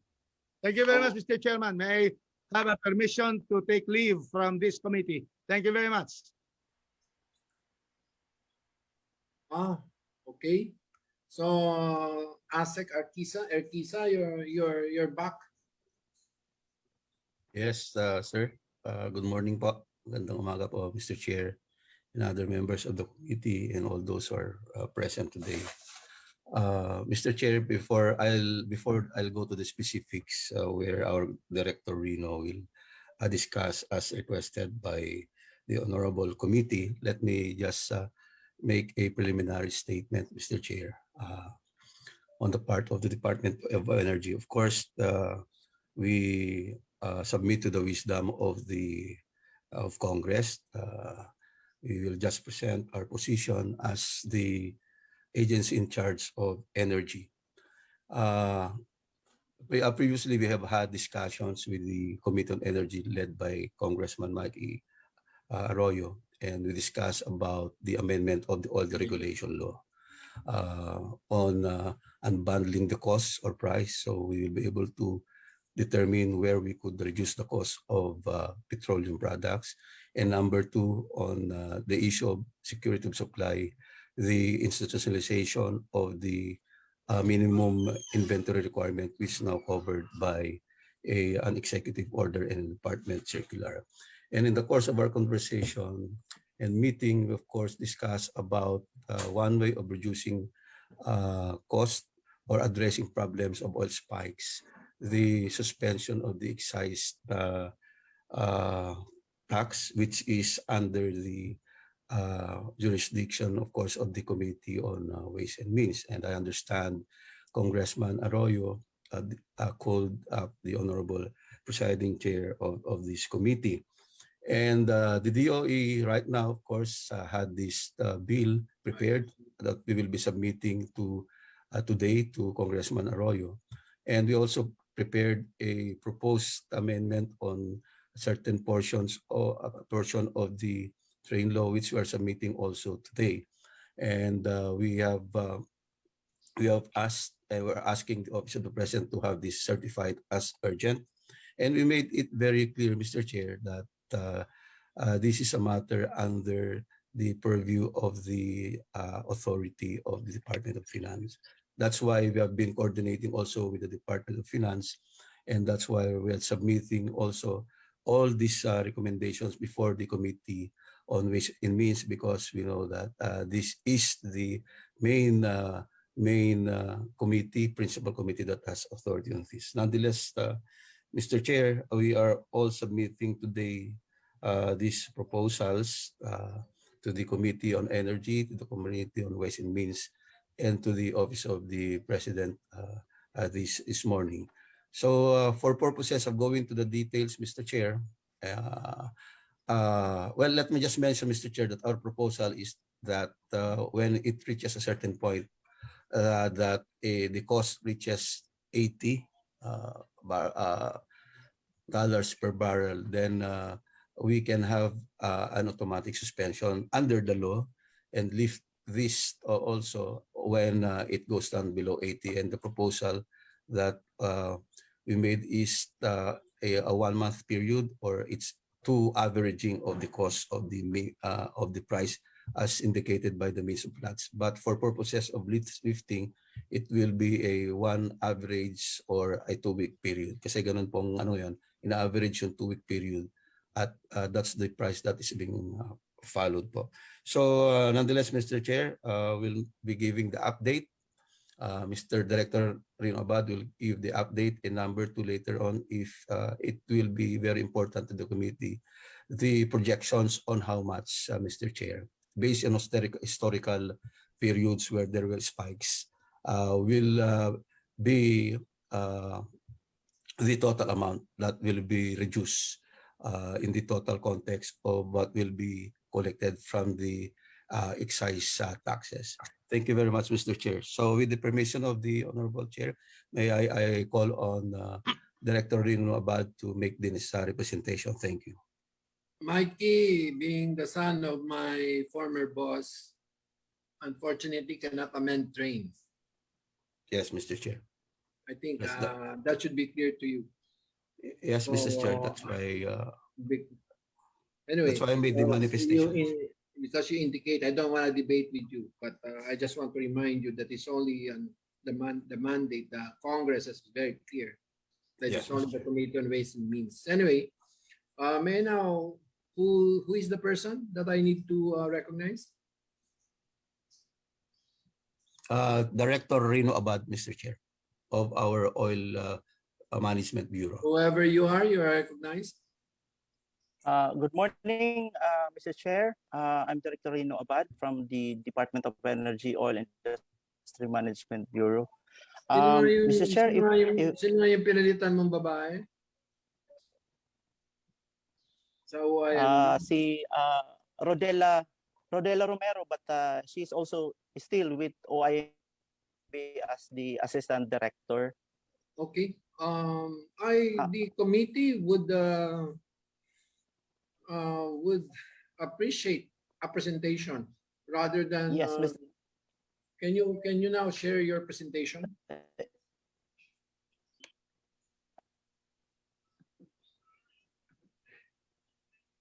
And now, can you give them prerogative to share? Yes, Mr. Chair. Thank you. Mr. Chair, okay. Request confirmation if the screen is already. It's okay. So, okay.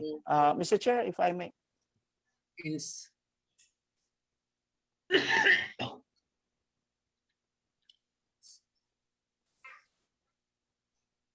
Okay. Mr. Chair, if I may start, Mr. Chair. You can. Okay.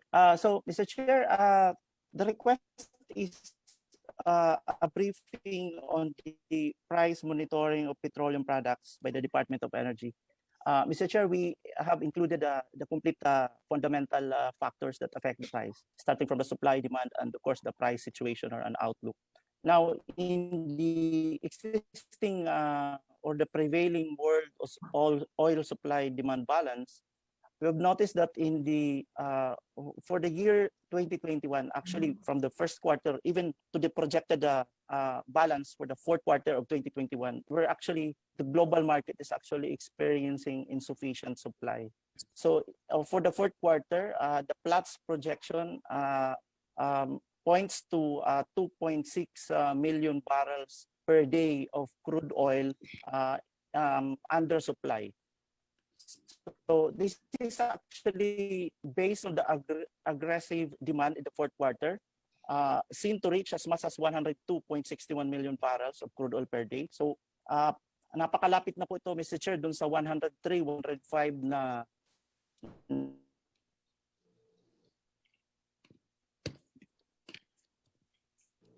Wala kayong budget for IT?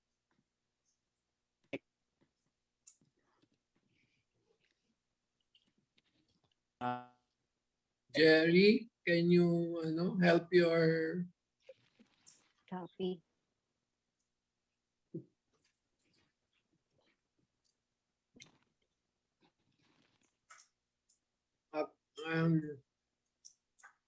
Jerry, can you just read it for him?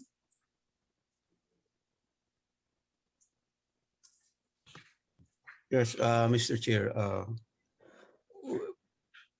The slide that's being shown by directors about the outlook on supply and demand, showing that the demand daily worldwide is 103 million barrels, and the supply is only around 100 million, and we lack in around 2.9 million barrels per day, and that causes the shortage, Mr. Chair, and of course the spike in prices.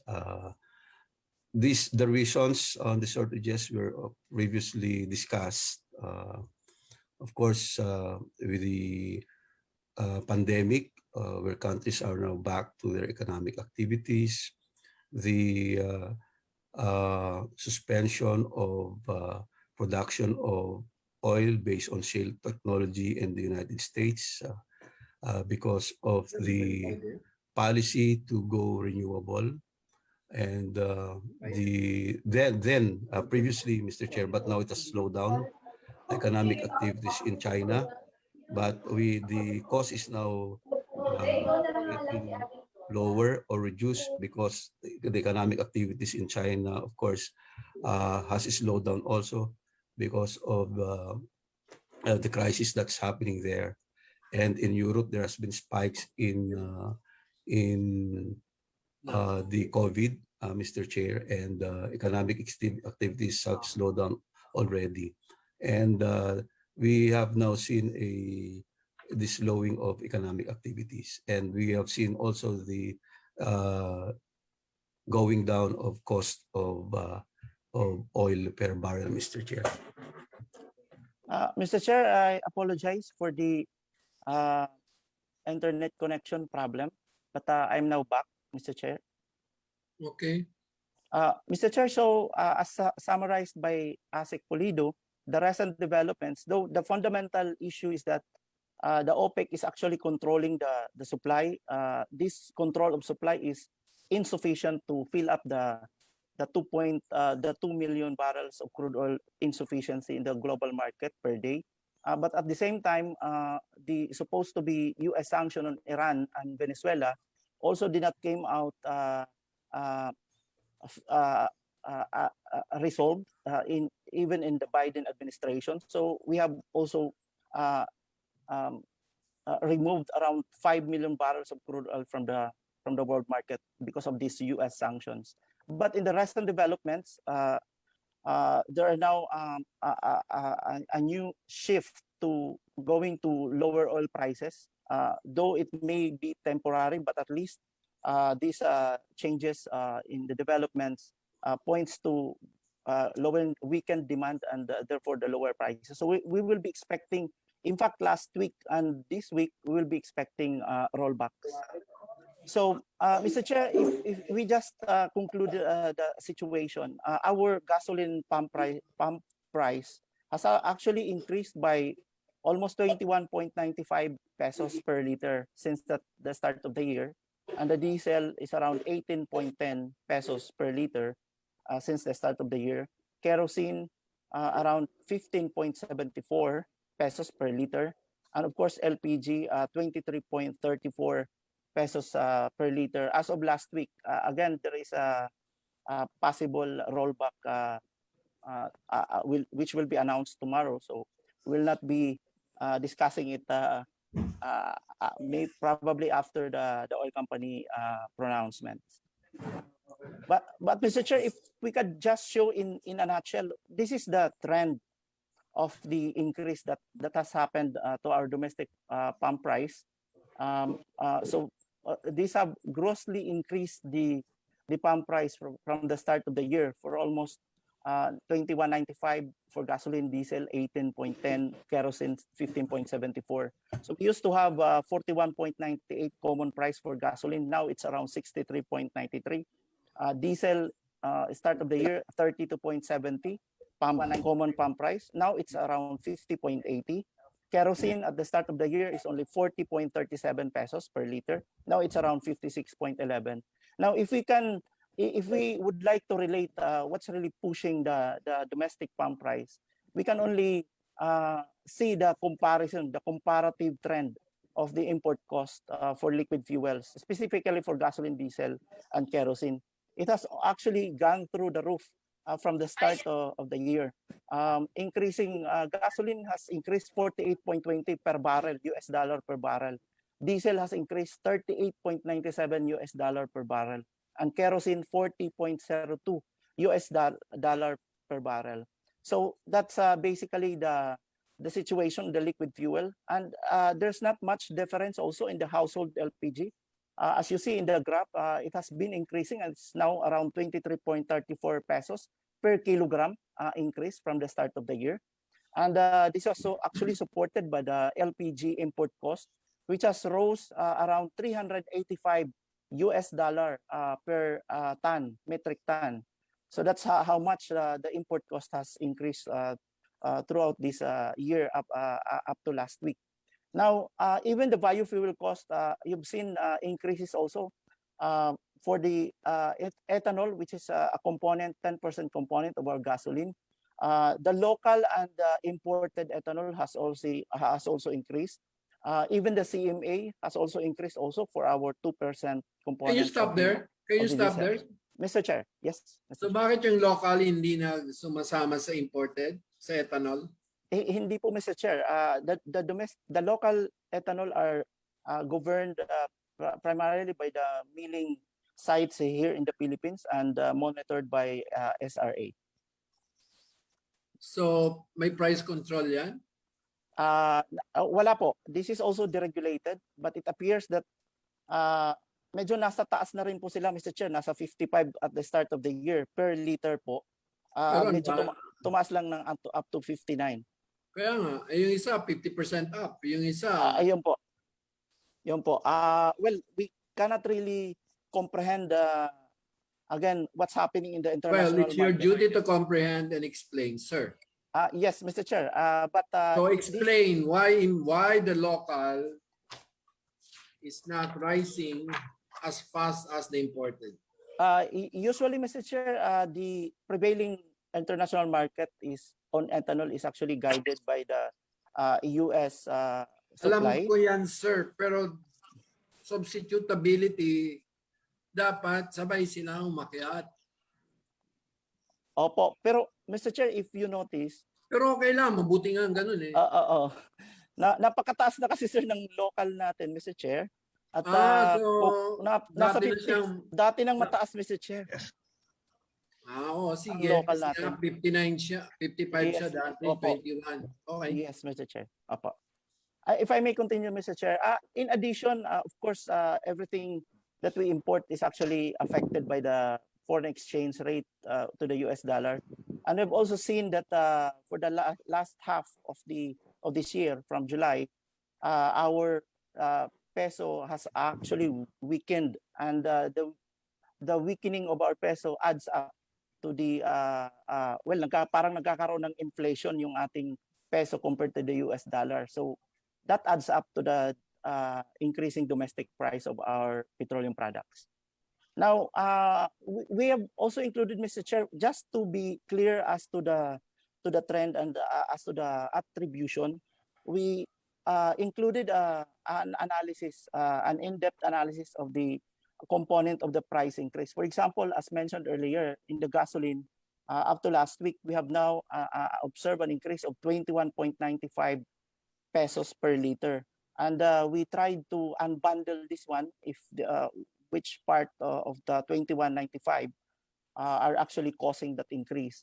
And we have observed, Mr. Chair, in the gasoline, 66 point or around 67% is actually caused by the rising import cost, or around 14.67 pesos of that 21.95 pesos. And of course, the associated value-added tax, as we increase the price, we also increase the outcome of the 12% out of that 21.95. And we have around 2.35 pesos of that, or around 10%, 10.71%. And even the ethanol, as mentioned, contributed around 0.72 or 72 centavos, which accounted for around 3.3%. And the rest, actually, Mr. Chair, this 4.20 is the margin. This is actually the industry take, as we call it at this point in time. This is actually where the oil company is getting the recovery for the operating cost and, of course, profit margin. But we cannot really pinpoint the details of that, as it is not yet unbundled.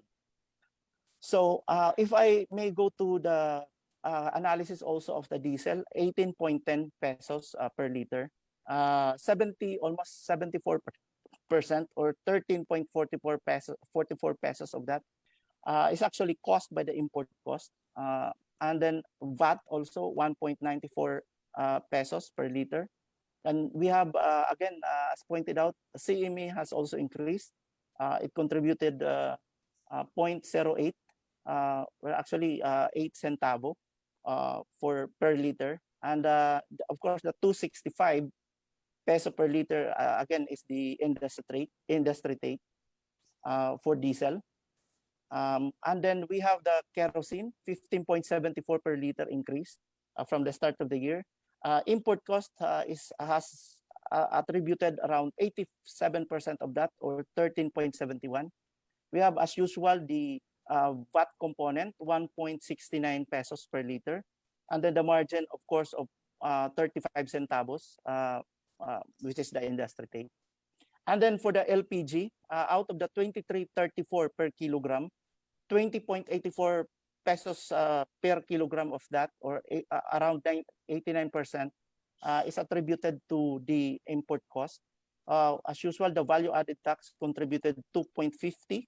And of course, in this case, we're actually seeing that the oil company has not in any way claimed or recovery for additional operating cost and profit margin. So they just actually passed on the import cost and the value-added tax from the start of the year up to last week. So, Mr. Chair, as pointed out, on the recent development, we have observed that the Dubai is actually consistent from Dubai, crude oil, gasoline, diesel, kerosene for this week has started to decrease. And we will be expecting rollback in the red highlight. That will be the estimated rollback tomorrow. For gasoline, that would be around 1 peso. And diesel would be around 68 centavos, and kerosene 70 centavos. As pointed out earlier, that there is now a shift in trend to lower prices because of the weakening demand in the global market. And that, Mr. Chair, we've summarized. I know that we need time for the discussion, so I hope we will be able to answer any clarification. Can you go to the last 2 pages?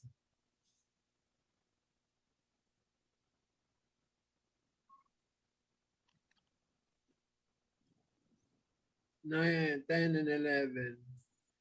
This one, There. Mr. Chair? Yes. Yes.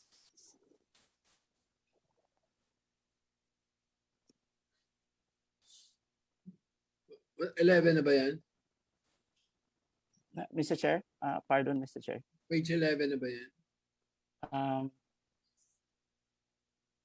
Yes, 9 of 11. Mr. Chair, the rest of the annex are just annexes to support the data summary of figure above. Okay. So, ASEC, do you have any other comments on the presentation of your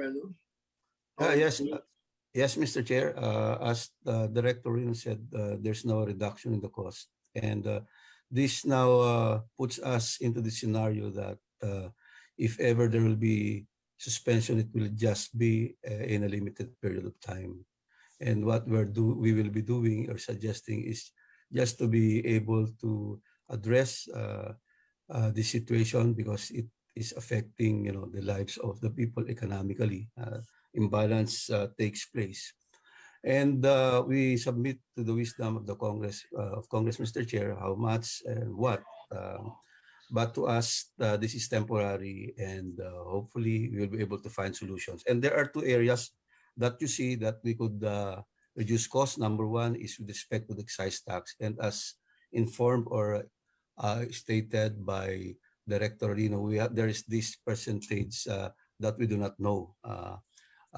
For example, for diesel and gasoline, we have the total, but we have a certain amount that it's not known. That's what where the administrative costs are coming from, including the industry take. And that's why we have asked the unbundling of the law, so that we could determine from this particular portion of the total where we could reduce prices. And that will be now under the Committee on Energy. Thank you very much, Mr. Chair. Thank you. Actually, we have a very important guest. We'll give him time because he will only be available to us between 9 and 10. So at this point, may I first recognize our esteemed business leader, no other than Mr. Ramon A., also known as RSA, if he's available already to make comments. Yes. Good morning po sa inyo lahat. Hindi pwede ko may miss itong Zoom meeting na ito kasi ang nagpapatawag ay ang idol kong Salceda, economic genius. Oh God. Okay. Gusto ko i-share sa inyo, sir, tungkol dito sa problema ng ating public transport na namamahalan sa gasolina. Alam nyo, there are new players comprised of 40% in terms of numbers of gas station all over the Philippines. 40%. Halimbawa po ay gas station natin kung 1,000, 40% of that is new players. And the new players gas station, on an average, they sell their gasoline and diesel 10 pesos cheaper than Petron, Shell, and Caltex. Kanya, kung naghahanap tayo ng solution, paano natin matulungan yung mga jeepney driver, taxi driver, or bus, yun na sagot. Doon na sila bumili. I think mababa yung overhead siguro nila. Kaya nakakabenta sila ng on an average 10 pesos per litro ng gasolina o diesel.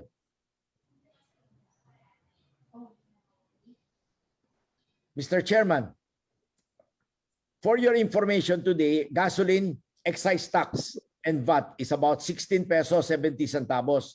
Diesel is about 11.41. But the new players, on an average, they give 10 pesos per liter cheaper all over the country. In fact, there are some mayors that call me up to ask me to lower the price. O kamukha ni Zamboanga Mayor Climaco, tinawagan po ako a week ago. Ramon, ba't di mo ibaba yung presyo ng gasolina para matulungan yung mga jeepney driver, bus driver, and etc. Sabi ko, magkano gusto niya ibaba? Sabi niya, siguro dapat mga 10 piso kasi ganoon yung mga presyo ng mga new players dito sa Zamboanga. Oh, Madam Mayor, yung problema sinagot mo na rin.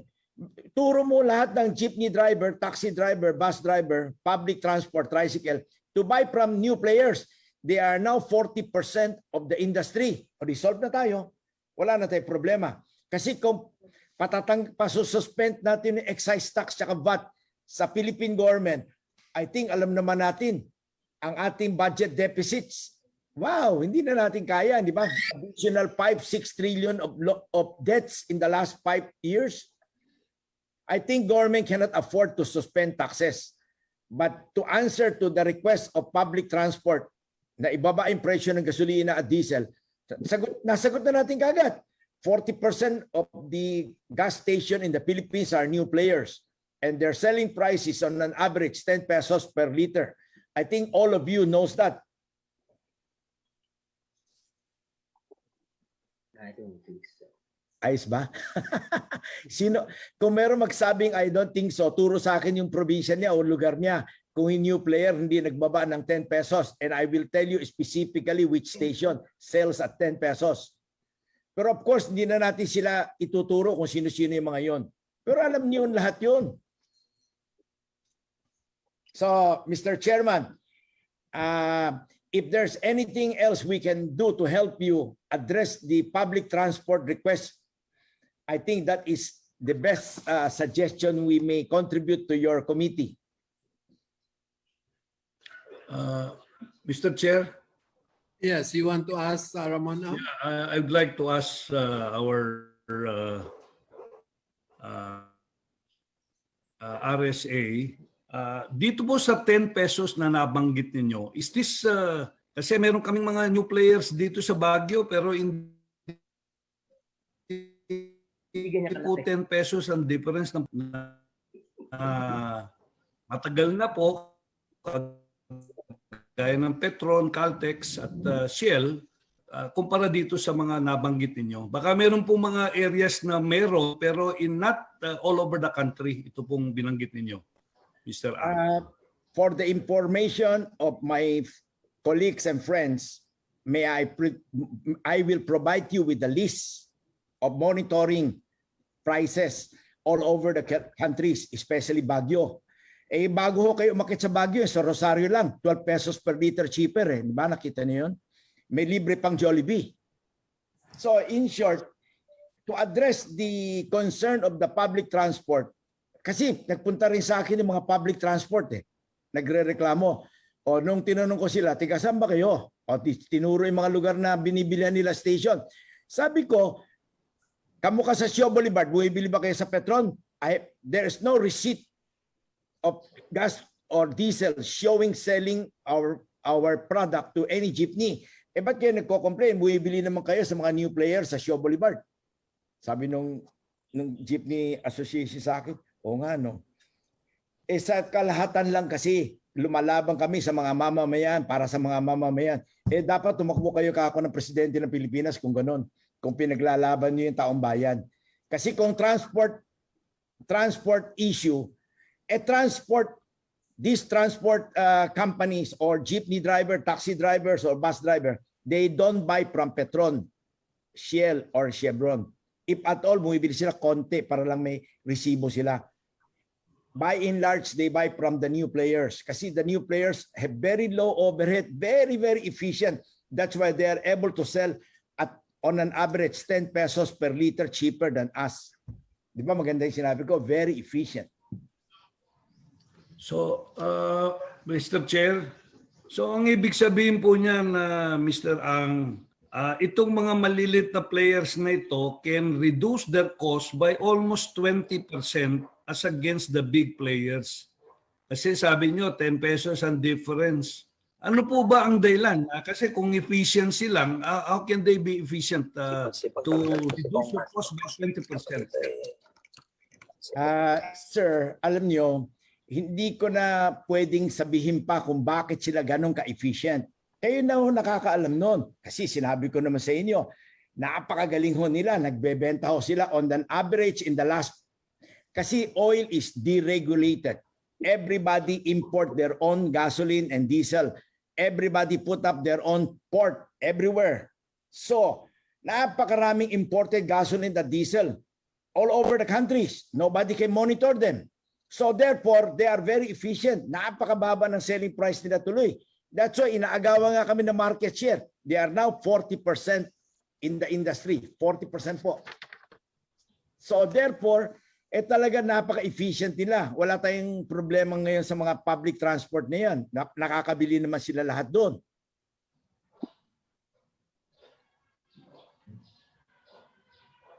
Chairman. Yes. Sharon, you are recognized. Another super beautiful na.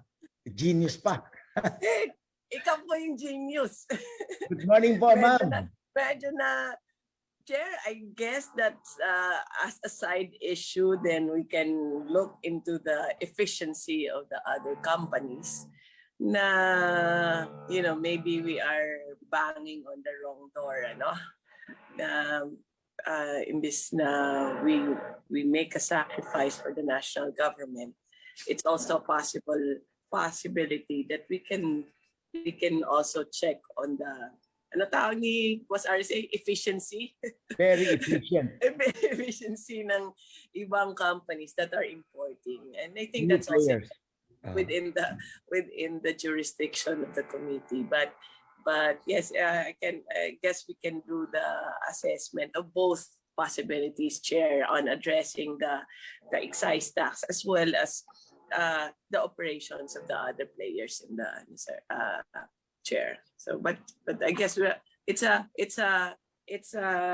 alternative also a combination of solutions that we can find today, Mr. Chairman.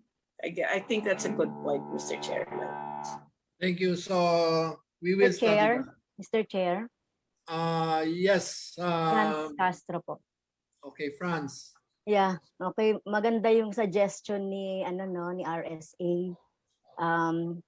So siguro tanong ko lang dahil ang inaano naman niya dito ay kahit na hindi man natin sabihin sa ating mga consumer and yung ating may mga sasakyan na bumili sa mas mababa, ay automatic gagawin po nila yon sa hirap ng buhay. Pero matanong ko lang po ang Petron Corporation. So, bakit po ba hindi nyo mababaan? Ano po ba yung sinasabi ninyong mas mataas yung cost?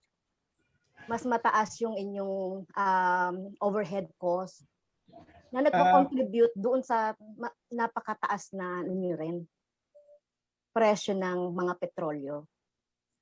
Alam nyo, ang Petron po ay pag-aari ng San Miguel Corporation, which is a publicly listed company. And then yung Petron is also a publicly listed company. We are subject to microscope monitoring by the government agency. And when we bring in our crude oil, it's only in one area, which is Bataan Refinery. In fact, BIR Custom is already stationed there full-time, full stop. So every shipment of ours are being monitored and computerized.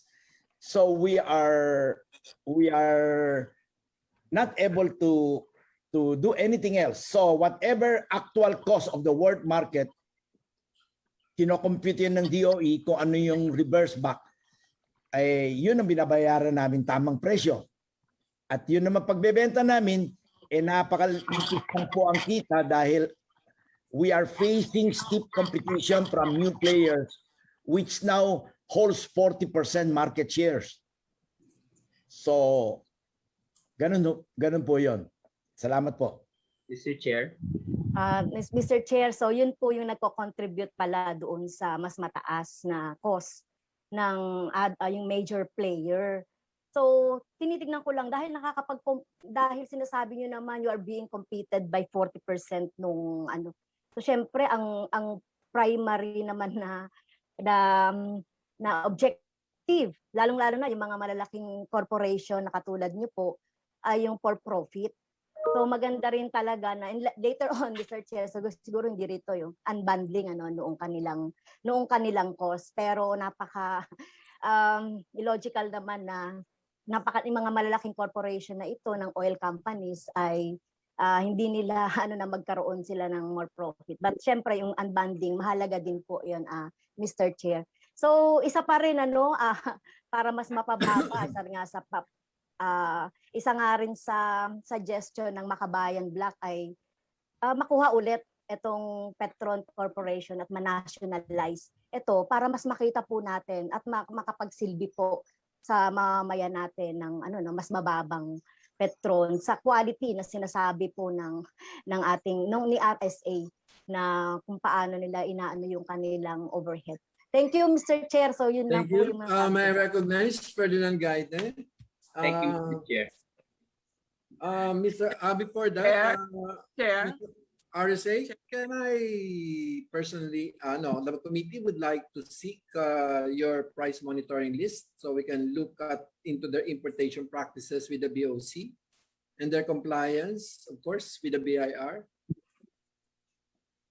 Mr. Chair, in addition to that, if I may we ask for the DOE for their own monitoring sheet so that we can compare the monitoring sheet of the Right. So I think that's duly noted at a certain point. But before that, may I just recognize my good friend, Ferdinand Gaite. Thank you, Mr. Chair. Chairman. Mr. Chair, can I be heard? Mr. Recognize ko si Gaite, Sharon. Ay, sorry, Chair. Can you hear me, Mr. Chair? Mr. Chair, can you hear me?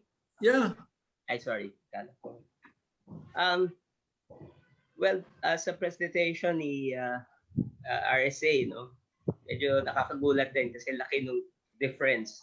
Halos sa araw-araw reklamo ng ating mga jeepney drivers, operators, ay totoo yung sabi ni Kong Franz, because of the obvious difference in the pricing.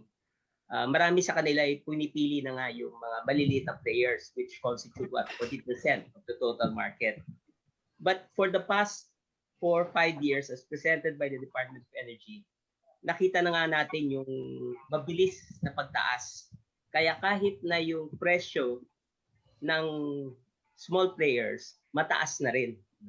But kung yung difference ay 10 pesos, well, we would also like to see that kung yung sinasabing napakalaking difference.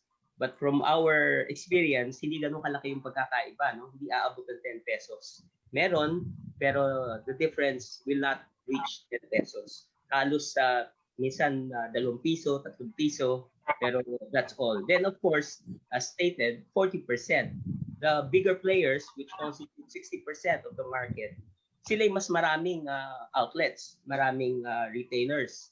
Kaya hindi rin ganun ka-accessible sa iba nating mga maliliit na public utility operators itong mga gamit na to. So maganda nga po yung nabanggit kanina, kasi ang pagkaintindi ko, pag malaki ka, merong tinatawag na economies of scale.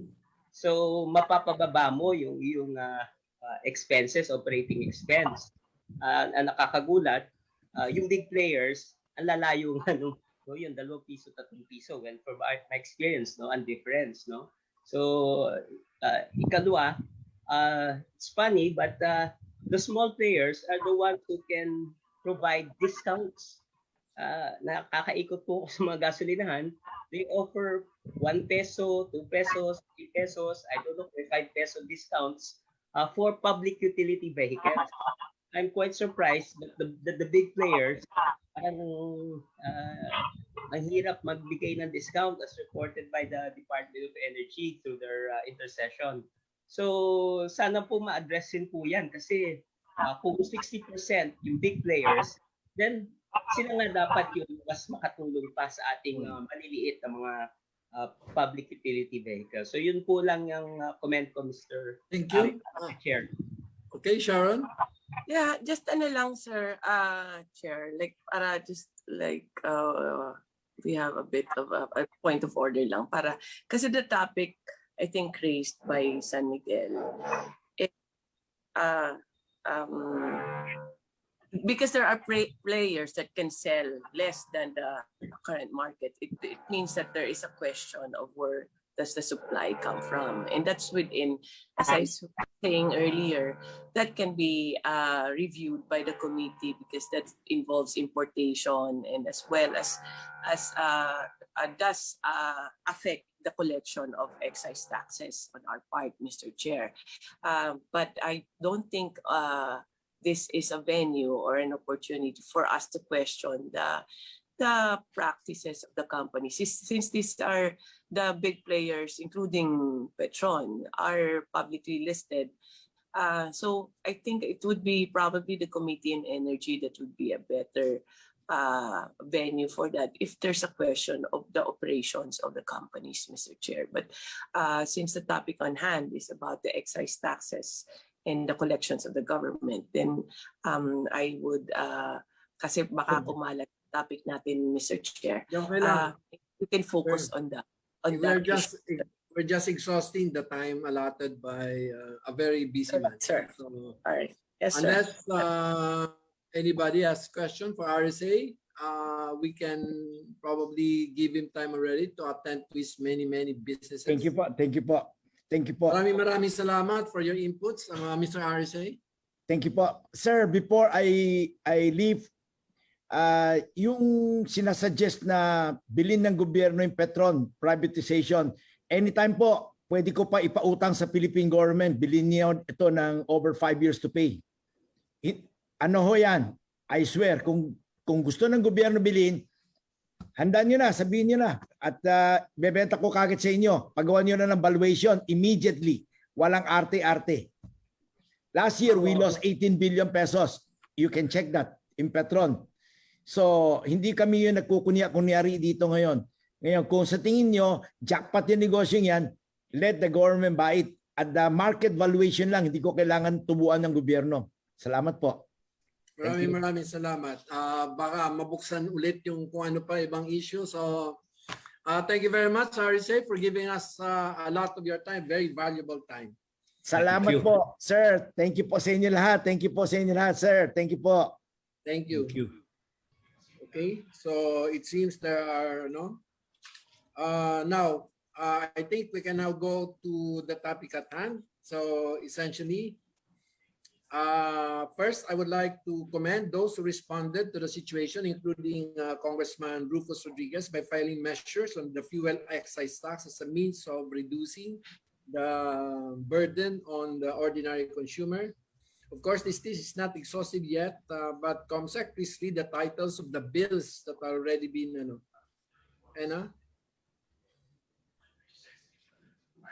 Sir, yes, sir.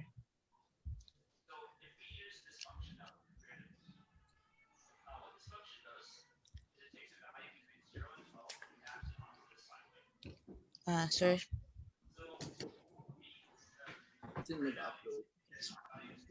House Bill number 10438 entitled An Act amending Section 148 of the National Internal Revenue Code as amended and for other purposes, authored by Representative Salceda.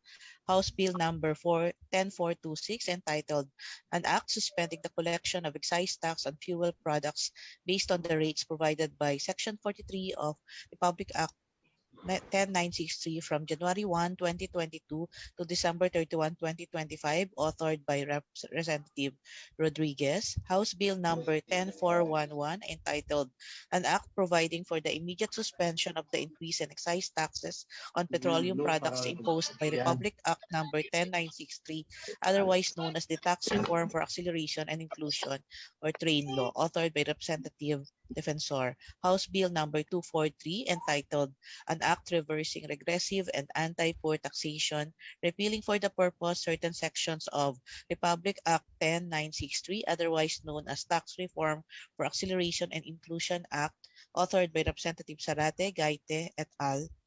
House Resolution number 2320 entitled Resolution urging His Excellency President Rodrigo Roa Duterte to immediately suspend the implementation of new rates and increase in excise tax for fuel and other petroleum products as provided under Section 43 of Republic Act number 10963, otherwise known as the Tax Reform for Acceleration and Inclusion, authored by Representative Go. And finally, sir, House Resolution number 2318 entitled A House Resolution urging President Rodrigo Roa Duterte to immediately suspend the imposition of the excise tax on petroleum products provided in RA 10963, authored by Representative Suntay. Thank you, sir, Your Honors. Thank you. May I use my prerogative as chair? These bills are not yet formally transmitted to the committee, although the rules have already assured us that they will be read tonight, and hopefully that we can have another meeting by Thursday, given the exigency. Although we may be in a mind knowing that this would cost the government billions at a time when we need more funds, nonetheless, this is what democracy is all about. This briefing is a venue to help us balance competing values and interests and produce reasonable solutions. At this juncture, may I seek your indulgence for a quick presentation of my own proposal in its context and impact. So, next. So this is just my notes on the fuel excise tax. Well, pwede mo bang patakuin yan? This is just really, I wanted to start it. So, this is the house. This is how we do our thing here in the Committee on Ways and Means. First, we use the FIES. Where does the tax impact? Next. And of course, the aggregate, we use the DSG, its impact on inflation, growth, employment. The cost and benefits analysis of measures. Are the costs justified by the benefits? 4. International compare, what are other countries doing in this regard and what has been proven to work in other countries? 5. Pari passu, what applies in one case with similar circumstances should also apply to other cases. 6, and this is a new one, exigency, what do present circumstances demand and what government or policy will alleviate the present suffering? Next. So this is the summary of the proposal of the bill I filed. So essentially, this just a 6 months suspension with a reduction in gasoline. Presumably, I made that assumption that, but we need to disaggregate unleaded and leaded gasoline as proposed by Rufo. Unleaded and premium. So yung diesel, we bring it back to 0. Gasoline from 10 to 7. Kerosene from 5 to 0. So these are the price reduction because yung isa 22 pesos, yung isa 18, yung isa 16 na ang tinaas. Next. So we are also proposing the monitoring of the price action, whether this reduction in the excise tax are really being reflected. So the proposal, the sellers of goods reduce excise tax will be required to report the prices of these goods prior to the effective proposal and every change in price thereof. The DO and DOF will have not appropriate power to request an investigation of any suspicious price action.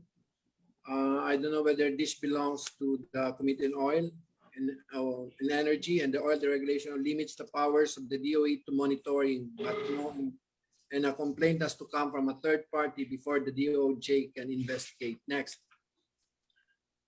So the revenue impact from the suspension will be 55 billion, my proposal, of which 36.42 will come from diesel, 18 billion will come from gasoline. So mas konti ang cost reduction sa gasolina, and 0.34 will come from kerosene. This loss can be partly offset by increases in VAT, so I'm not proposing taking away VAT, which would be around 19 billion from this product. The net decline in fuel tax collection would be around 36 billion. Next. So the impact of excise tax reduction versus no intervention, the impact on inflation is with the reduction, it will be -4 to -0.6 due to impacts on transport and food. Unknown to many, ang pinakamalaki po nasasaktan ng fuel price increases, whether from taxes or from international market, are actually fishermen and farmers. In terms of GDP, it's between -0.1 and to 1. It's mildly negative if the reduction in government revenue results in reduced government spending. If taken as deficit, the impact is mildly positive. The GVA in manufacturing is good. It is positive 0.8 to 1.3, largest impact on petrochem, garments, plastic, fertilizers, and cement. In terms of consumption, it is positive from 0.1 to 0.2, primarily in higher. We use this dynamic stochastic general equilibrium model to make these estimates. This is our second principle. Next. So background and alternatives. Next. This is policy making for a stronger recovery. Last October, Mid-East benchmark Dubai as quoted by price reporting S&P rose to an average of 81.585 a barrel, the highest since 2014. The train benchmark for suspending increases in oil taxes was 80. That's what's supposed to be an alert.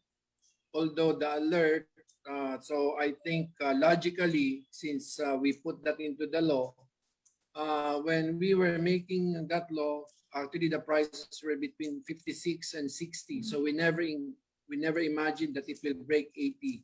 It was supposed to be a very difficult benchmark to break.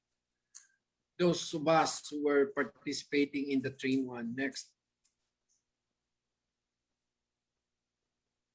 Talvi. So this is now the historical prices of the Dubai crude, means of Platts financial futures.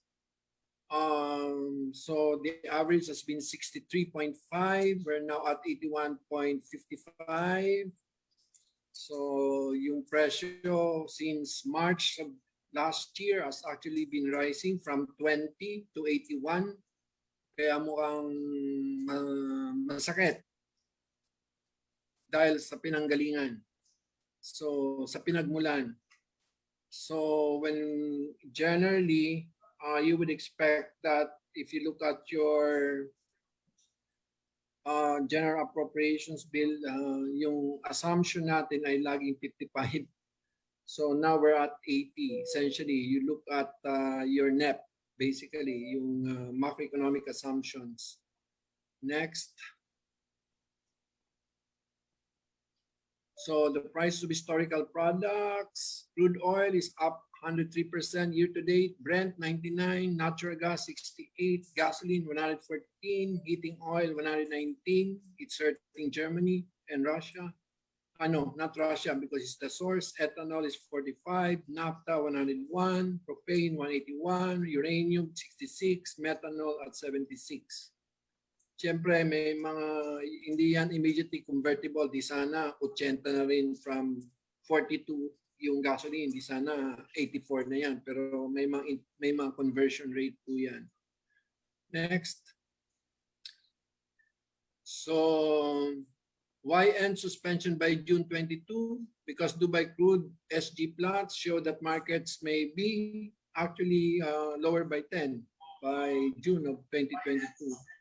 The proposal will provide relief without binding the next administration fiscal policy. If it so desires, the next administration can extend the excise tax reduction. Kasi isang putok lang yan sa Strait of Hormuz, magbabalik ulit yan because these are actually futures prices and these futures are generally subject to what we call in finance backwardation. Next. So, the cost of option expires. And sabi nila, bakit hindi na lang gastusin in terms of direct? So a 6-month suspension will cost 55, diesel 36, gasoline 18, kerosene 3. Ang UCT, all various iteration, all households at 2,000 is 48, all households at 3,072 because the UCT is in train.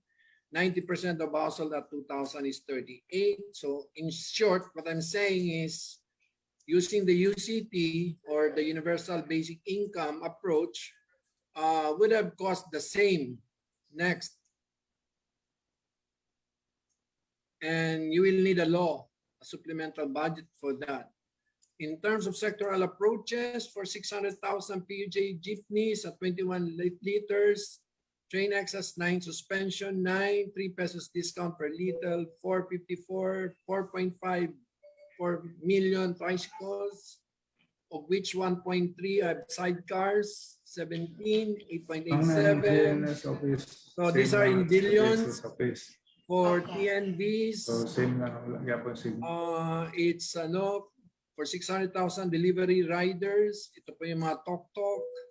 For farmer subsidy, sila talaga ang kailangan matulungan. For 5.56 million farmers, 12 billion, 800,000 fishing vessels, small is 9 billion. That's a suspension, pero if you give 3 pesos discount, it's only 25 billion. So I run all the permutations, whether using expenditure or tax relief. Next. Ang problema, yung isa, you need a law, you need a budget. So the problem with targeted intervention is delayed implementation. We don't exactly have the technocratic efficiency. For example, the UCT initiated January 2018. As of April 2021, only 61% has been dispersed. Pantawid Pasada program, July 2018, supposed to be completed December 20, only 107,000 of the 179,000 have received it. The SAP was a little bit more because there was exigency from April 20, December 2020. As of September 2021, 98% has been dispersed. DOTR Transport Service Contracting, November 2020, supposed to be implemented June 2021. Only 11,000 of driver recipients out of some 36,000 have received their initial payout as of May 2021. So, kung pipiliin natin yung targeted intervention, baka hindi baka it will not, if you want to give immediate relief because of the 22 pesos increase, 18 pesos increase, and 16 pesos increase, using targeted, although it's better theoretically because hindi mo nilagay yung FIES. And then, next, baka hindi ho tayo abutin. So the benefit of excise tax suspension, the immediate reduction in the price of food is actually malaki po ang kanyang impact sa rice, sa meat, sa refined sugar, galunggong, sardines, spread. We use an IO and these are DOF presentation. Essentially, if you look at the fuel component of their production, so it is good actually for the decrease in fuel cost is 11% actually across the board for most of these agricultural products. Next. So the bottom 30% of the population is spent a combined 13% on utilities and fuel and transport, whereas the upper 70% is spent 15.2%. So yan yung argument against the fuel tax reduction because they're rich, they have cars, they account for 51, pero the pain is almost the same. So that is the argument. So I'm willing to sacrifice first, giving even the rich some relief, if only to get relief to the poor as fast as possible, rather than go through the what we have already seen. Yung una sanang chart, yung una sanang tawag dito, yung unang slide was supposed to be about Congresswoman Villar, Senator Villar, saying that in 5 years, BIFAR was not able to put up a single fish. Ano yan? Hatchery. So I would have made that case that given our technocratic, I don't know how to call it. Pwede ba i-run yan? Saldi? Sige nga, i-run mo nga. No, not anymore because I'm supposed to. Separate yung committee on Ways and Means. Next na. So next. So the equivalent in ayuda for farmers due to excise tax suspension is actually almost 1,000. for the farmers and fishermen, if you compute it. These are based on DOF estimation train law during the 2016-2017 when we were discussing train law. Next. And the equivalent in ayudang pangkuryente of 600 pesos for the average family due to this reduction. Yan ang problema kasi we have to use IO, input, output, starting with fuel, going into electricity, going to all sorts of other, expenditure, cost structure. So the average family consuming 200 kWh will save 636 pesos from this reduction. Next. Kung idadaan mo kasi yan sa UCT o sa ayuda, baka so sectors highly impacted by all price increases. Next. So actually, fuel-intensive agriculture and fishery, contrary to most people's impression, ang pinaka-nasasaktan po talaga is fishermen and farmers. So the orange one is the share of primary inputs and the share of intermediate inputs and the share of refined and intermediate, basically oil. Next. So this is what industry? Anong industry ba to? So this one is steam and well, you can read it. So petroleum inputs as share of the total input of a particular industry. Next. Petroleum inputs as share of total inputs for... Bahala na ngayon bumasa, hindi ko mabasa eh. Cutlery, cement, etc. Embroidered, what's this? Fabrics is very high. For pharmaceuticals, it's 27. Next. So why kerosene? Because kerosene is the one that's really consumed by the poor. In most oil products, baliktad po yan. Ang number 1 po is the poorest. Number 10 is the richest. The annual kerosene consumption by decile, actually, kabaliktaran sa LPG. Yung poor, which is number 1, consumes less. Yung number 10, which is the rich, itong may mga kondo, katulad ni Garin, they consume more kerosene. So we're not making LPG. Okay? So there's reason to keep LPG. Except that yung nasa gitna, mukhang ano. Next. So differentiation between premium and unleaded gasoline for excise tax reduction as proposed by Rufus. Premium gasoline tends to be consumed by higher income groups. So yung and revert excise tax under train if MOPS price falls below. So itong gusto natin ilagay para ma-okay na sa tawag dito sa DOF. Kung bumagsak ng 60, di papatong din tayo. And probably provide the DBCC the power to reduce excise tax when certain thresholds are breached. So, but I don't know whether that's undue delegation of power to the DBCC. That's the issue. But let the Supreme Court decide on it. So we will have a rules-based approach to this very volatile but very critical input to our life. So I think that ends my presentation. Meron pa ba? So there is a very great importance. The proposal includes a price monitoring mechanism and motu proprio power on the part of DOF, DOE to alert DOJ to investigate based on abnormal price movements.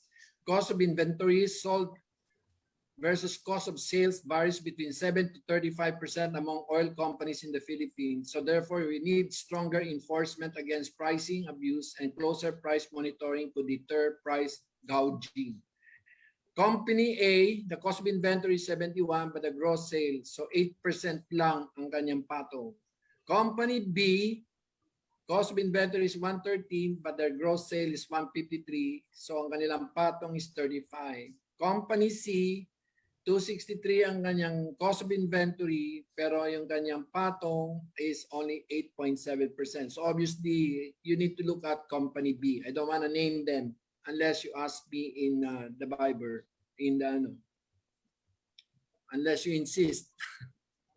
Pero yung masabihin na, makakasuhan ba ako? Well, ewan ko. Very tempting to name them. So the 35%. They're all public, publicly listed naman, Chair. Diba? Huwag mo lang i-mention kung Joey. Ano? Okay na ito? Okay na yan. Definitely Company C is Petron. Company A is Phoenix. Bahala na kayo sa Company B.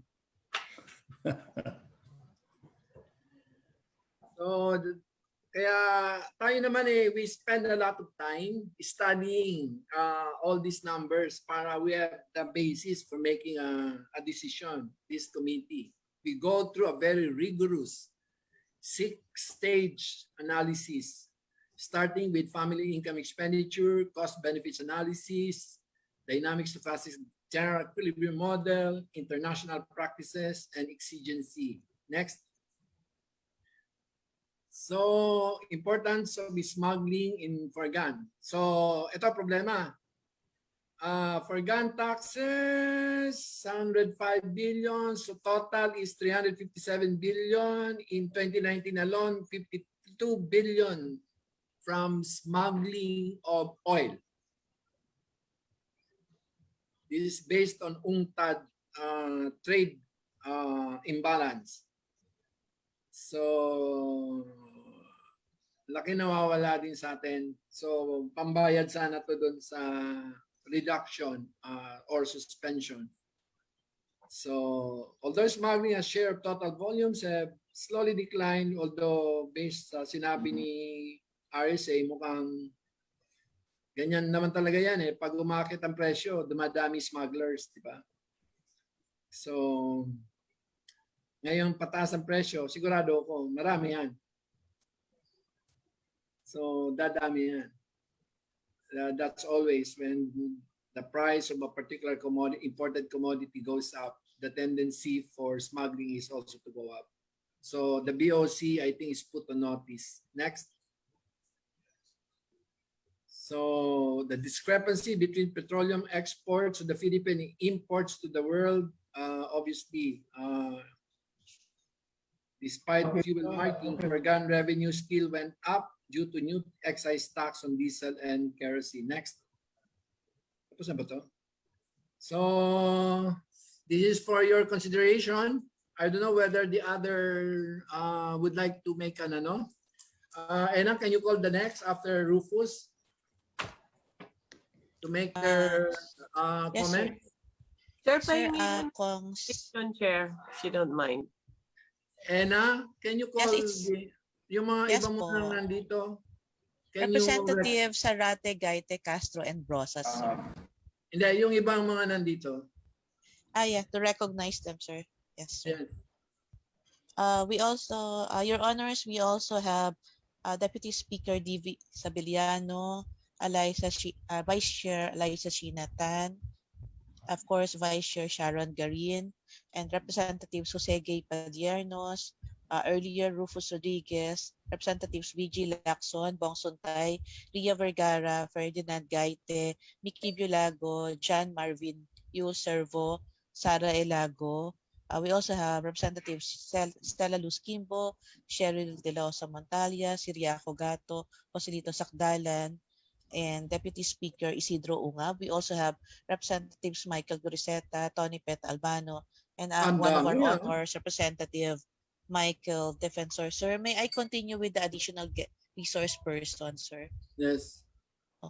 We have Ms. Sandra Calusa of the Department of Energy, also Mr. Gabriel Corpus of DOE. From the DOF, we have Director Julie Bato, Director Johanna Hortinella, Ms. Ira Camaro, Mr. Juan Luis Cayanga, Ms. Isa del Rosario, Ms. Alexa Jimenez, Ms. Alexandra Leonardo, Mr. Jude San Miguel. From the BIR, we have Assistant Commissioner Manuel Mapoy, Attorney Brianna K. De Los Santos, Mr. Simplicio Cabantac, Mr. Edmond Liadok, and Mr. Edmond Parma. From the DOTR, we have Dr. Jomir Pontawe. From LTO, we have Attorney MJ Paras Laines. From LTFRB, we have Executive Director Tina Casion, Regional Director Sona Tamayo, Mr. Diosdado Santiago Jr. And from Petron, we have Ms. Mia De Los Reyes. From PTT Philippines, we have Attorney Francisco Javier. Jack Liner, we have Attorney Jeremy Ryan Chua. From NACTO-DAP, we have Mr. Ariel Lim. And from Philippine Amalgamated Supermarkets Association Incorporated, we have Mr. Steven Kua. We have Mr. Orlando Marquez from L-Top. And I also saw from PEDYO-DAP, Mr. I forgot the wait. Okay We ka have, na? yes. Yes, sir. Yes, sir. Thank you. Mr. Ricardo Boy Rebaño from PEDYO-DAP. Thank you, sir. So can you now, saka ka na mag-question, Sharon? May tanong ka pa ba sa akin? Oh, no. I just wanted to ask for your presentation if you're okay with sharing Of course. It's posted already in your all right. Thank you. Paki-post. Okay, so can you call the other authors? Yes, sir. Representatives Gaite, Castro, and Brosas, sir. Only one of you? Only one of the three?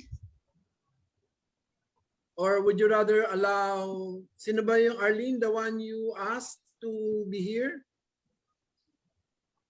Brosas? Yes, Mr. Chair, we prepared all pala na para dito ng lahat. Merong sponsorship speech, Mr. Chair.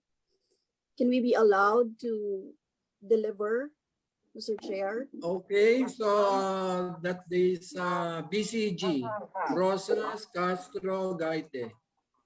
Okay, thank you, Mr. Chair. Mr. Chair, ako na una kasi ito talaga ibang-iba sa yung presentation. Mr. Chair, ayan. With regards to our House Bill na 243 na we filed noong July 1, 2019 pa at ngayon ang first hearing supposedly. Mr. Chair, members of the committee, my dear colleagues, and to our resource persons, good morning po, magandang umaga. Noon pa man, panawagan na ng Gabriela Women's Party at ng buong Makabayan Bloc ang pagbasura sa mga regresibong buwis sa ilalim ng tax reform for acceleration and inclusion o TRAIN law. Partikular po dito ang karagdagang excise tax sa langis. At noon pa Mr. Chair, to save time and go to discussion right away later. Thank you. Gaite? Yes, Chair, maikli na lang. Briefly na lang, tama naman nitong mga nagdaang siyam na magkakasunod na linggo, walang palya na tumaas ang presyo ng mga produktong petrolyo bunsod ng di umano'y mataas sa presyo ng langis sa world market. Sa loob lamang ng 2 buwan mula August 31 hanggang October 26, umabot na nga ng 8 piso at 35 sentimo ang naging pagtaas ng kada litro ng gasolina, habang siyam na piso sentimo kada litro at 8 piso 60 sentimo kada litro naman sa kerosene. Sa kasalukuyan, nabanggit na yung data, hindi ko na unditin, pero mahalagang produkto ang langis para sa ating mga kababayan, as pointed out by our good chair, specifically yung ating farmers, fisher folk na gumagamit rin ng produktong petrolyo. Kaya po pati yung LPG, bagamat po sa pinesenti ni Kong Salceda, mas marami ang gumagamit na mayaman, pero nevertheless ginagamit pa rin ito ng mga mahihirap. Siyempre, yung ating mga super, mga magsasaka, mga nginista at iba pa sektor, diesel at gasolina pa rin ang kanilang ginagamit. Kaya naniniwala ang tinatawag ito nasa ilalim ng Republic Act 10960 o yung Tax Reform Acceleration and Inclusion Train Law dahil sa pagpataw nga ng excise tax sa mga produktong petrolyo ay napakalaki na nga nung tinaas. 10 pesos ang inabot sa pagtaas ng excise tax sa gasolina, 5 piso sa kerosene, 3 piso sa LPG. Kaya naman sa pangunguna ng bayan muna na file nga po yung as early as July 1, 2019, ang House Bill 243 na naglalaman na amendahan ang nilalaman ng train law at alisin ang excise tax sa mga produktong petrolyo.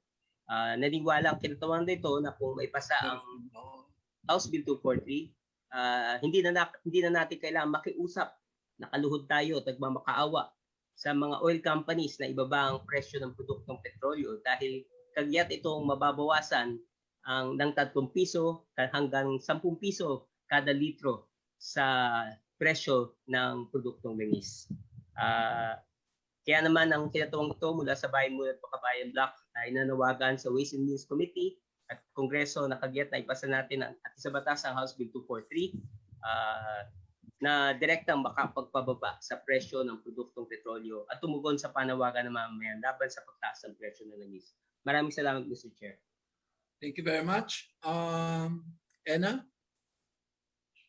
Yes, sir. Representative Defensor, sir. Next. Mike? Mayor Defensor? Thank you, Mr. Chair. First of all, I'd like to congratulate you, Mr. Chair, for calling this meeting. Lahat po ng mga miyembro ng Ways and Means for being responsive to the current situation now. Congratulations, Mr. Chair, for this and to the members of the Ways and Means Committee. Basically, Mr. Chair, I'll just submit my speech for the record, but ang ginilalaman po nung batas is just a suspension of Section 43 of the train law. Mr. Chair, this is basically the increases doon pong binanggit kanina na 10 pesos sa per liter on gasoline, 6 pesos per liter on diesel, and 5 pesos per liter on kerosene. The call, Mr. Chair, is to suspend this until 2024. Hopefully, by that time, ito pong pandemya, matulungan na natin yung ating mga kababayan sa gitna ng paghihirap. So, Mr. Chair, just an additional input doon sa mga binanggit mo, 80% of our imported commodities, yung pong dumadaan sa customs is basically fuel. Wala pong pinuproduce dito and we import. And this law, ito pong train law that will effectively increase the collection, will also increase yung mga ating mga commodities po, Mr. Chair. And so with that, Mr. Chair, I join the other authors. I'm not calling for yung pong pagtanggal kagad nung provision of this law, but a suspension. So with that, Mr. Chair, again, thank you for this. At sa committee, marami pong salamat sa inyo. So what's your survey rating now, Mike? I am intrigued. Mr. Chair, I beg to comment because the other members may react. I apologize. Okay, so I'm just being naughty. This is a very serious, we're too serious about it. Anyway, Anna, can you call the other authors? Sir, Representative Suntay, sir. Bong? Hi, Mr. Chair. Thank you for calling this meeting, Mr. Chair. Mr. Chair, RA 10963 of the tax reform for acceleration and inclusion law was enacted last December 2017. Section 43 of the said law increased excise taxes for manufactured oils and other fuel. As a result, fuel products such as gasoline, diesel, and LPG were imposed higher excise taxes, resulting to higher fuel prices.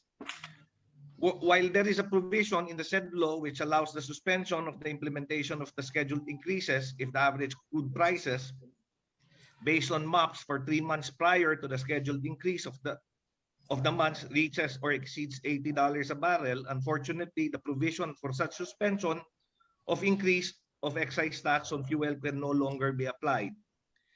Both due to the increased demand and lack of supply of oil, the effects on the prices based on the means of plot would be above $90 per barrel by 2022. Both the Filipino people and the economy is still reeling from the effects of the COVID-19 pandemic. Many jobs were lost and businesses closed. While we are now pushing for the opening of the economy, the continued increase in fuel costs has brought added burden to the already suffering people and the economy. While our economic managers will feel negatively on our call to suspend the excise tax because of the projected decrease in tax collection, I believe such decrease will not be as large as what they are projecting, considering that the increase in fuel costs has also brought about a windfall increase in VAT collection. So with this, Mr. Chair, I would like to join the others in the call for temporarily suspending the imposition of excise tax on some fuel products. Thank you. Anna, is that the last? Sir, Representative Go, sir. Oh, Mark, I'm sorry. Yeah, I'm here. Of course. Yes. I owe so much. Good morning to the Honorable Chair of the committee, to my colleagues and the invited resource persons. Today, I have the honor of sponsoring House Resolution number 2320. I filed the said resolution to shed light on the current predicament faced by Filipinos. We passed the train law to develop a tax system that can be administered more efficiently, a system that is more just, and a system that would allow us to meet the budgetary requirements of further building the nation. Unfortunately, the pandemic coincidentally hit the country just as we began implementing the final leg of our staggered schedule of excise tax increases on all petroleum products. In the succeeding months, Filipinos suffered an apparent two-hit combo from unabated increases in fuel prices and loss of earning capacity brought about by the adoption of necessary movement and economic restrictions. In Metro Manila, the average price per liter of unleaded gasoline is about 67.5 pesos, while diesel prices about 54.52 pesos per liter. Here in Baguio City, the price of gasoline is even higher at 60.75 pesos per liter, while diesel is about 54.16 pesos per liter. Meanwhile, unemployment has recently jumped to 8.9% in September, which is equivalent to 4.25 million jobless Filipinos. This is the highest unemployment rate recorded since the beginning of this year. In addition, the President, through Proclamation 1218, upon recommendation of the National Disaster Risk Reduction and Management Council, has further extended the declared state of calamity throughout the country until September 13, 2022, unless earlier lifted.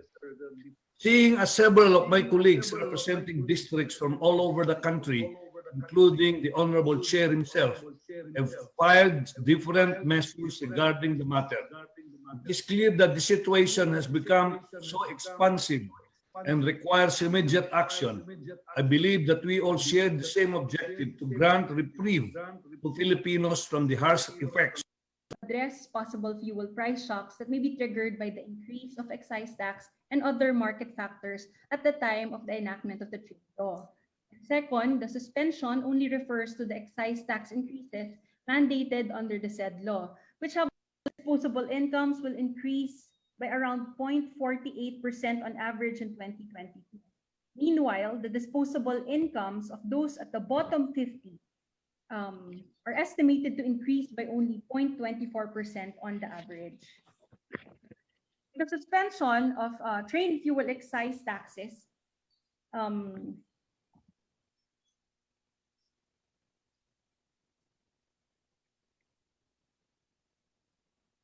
under HB 10411, 10426, and HB 243, House Resolutions 2320 and 2318, the disposable incomes of all households are expected to increase by 0.41% on average in 2022.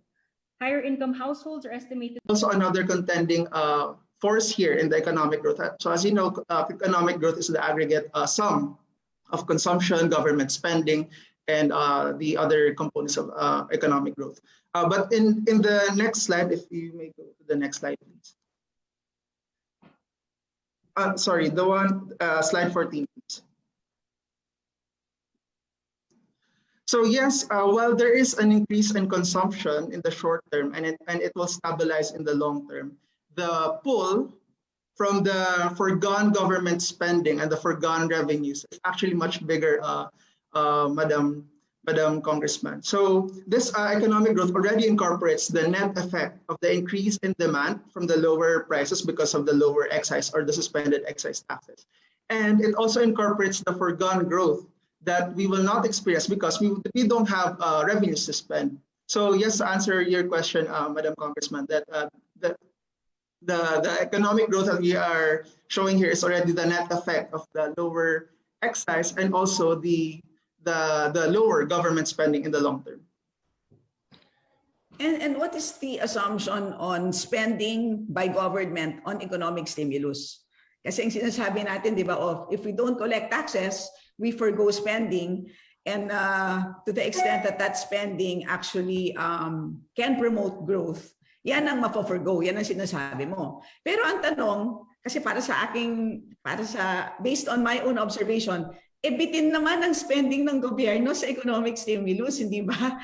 So ano naman ang naging assumption ninyo sa stimulus spending? On that, Mr. Chair and Madam Congressman, the economic stimulus or the 1 billion pesos that we have discussed earlier is not yet incorporated in this model. What we only studied here. That's the point. Maybe that's why ganyan yung nagiging itsura ng pag-simulate mo, because you're not making assumptions on the economic stimulus effect of government spending. So anyway, can you just submit to us the technical notes para lalo natin mapag-aralan? And I just have one final question, Mr. Chair. It has to do with... Chair, pwede akong magtanong kay Stella. Stella? Yes, boss. Just like, di ba, ang inputs nila dito is like, the share of the higher income and the lower income and all the effects of that and the consumption. But naipasok ba dito yung yung effect dito? Kasi kanina pinapanood ko yung presentation ni Joey, most of the industries affected are those that affect the lower income actually, which is basically agriculture and fisheries. Would that be incorporated already in those considerations or those subjective yung mga yun? Well, supposedly because meron si Director Arvin na consumption slide, di ba? So correct us if we're wrong, Director Arvin, kasama dyan yung food consumption, tama? Yes, Mr. Chair, Madam Congressman, it's the aggregate effect na po. So it incorporates all the food consumption. Okay. All right. Stella, your last question. My last question has to do with yung sinabi ni RSA kanina, no, about yung monitoring of tax collections, and this is also, I guess, the point of Kong Tony Pet. So hindi ba madali naman ma-monitor yan? Kasi alam naman natin ang revenues ng bawat producer in terms of volume. Ma-estimate mo naman dapat yung estimated na tax collections. So simple question lang, based on the reported revenues, gaano kalayo yung actual tax collections sa expected tax collections?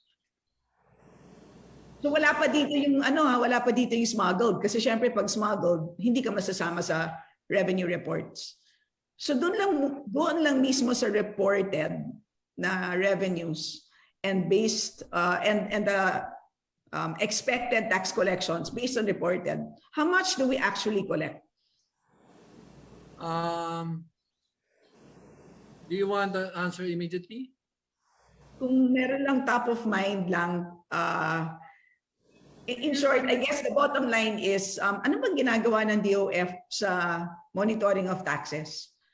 Ganun lang. Is there a task force? Can you... LTFRB.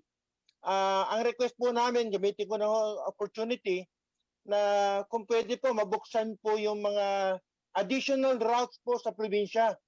Para hindi lang po NCR ang makinabang po dito sa pagduluwag at pagbaba ng infection ng COVID, pati ho yung probinsya. Gumalaw na po ang mga tao sa probinsya. Kailangan na po natin na gumalaw yung buong Pilipinas. Maraming salamat po. Thank you. TJ? Mr. Chair, Mr. Chair, Who is that? Mr. Chair. Oh God. Mike Defensor, Mr. Chair. Oh, Mike. Yes, Mr. Chair, kasi pinag-usapan kanina pa yung sa transport sector direct impact, pero hindi natin nakita and I would like to ask Mr. Rebaño, Mr. Lim, Mr. Floranda of Piston, anong effect sa riding public? Kailangan mapakita rin natin yan with the suspension of this tax. For example po, sabi ni Mr. Floranda kanina, 8,000 sa driver. Paano naman sa namamasahe kung sasakay ako? Magkano yung maging epekto sa akin?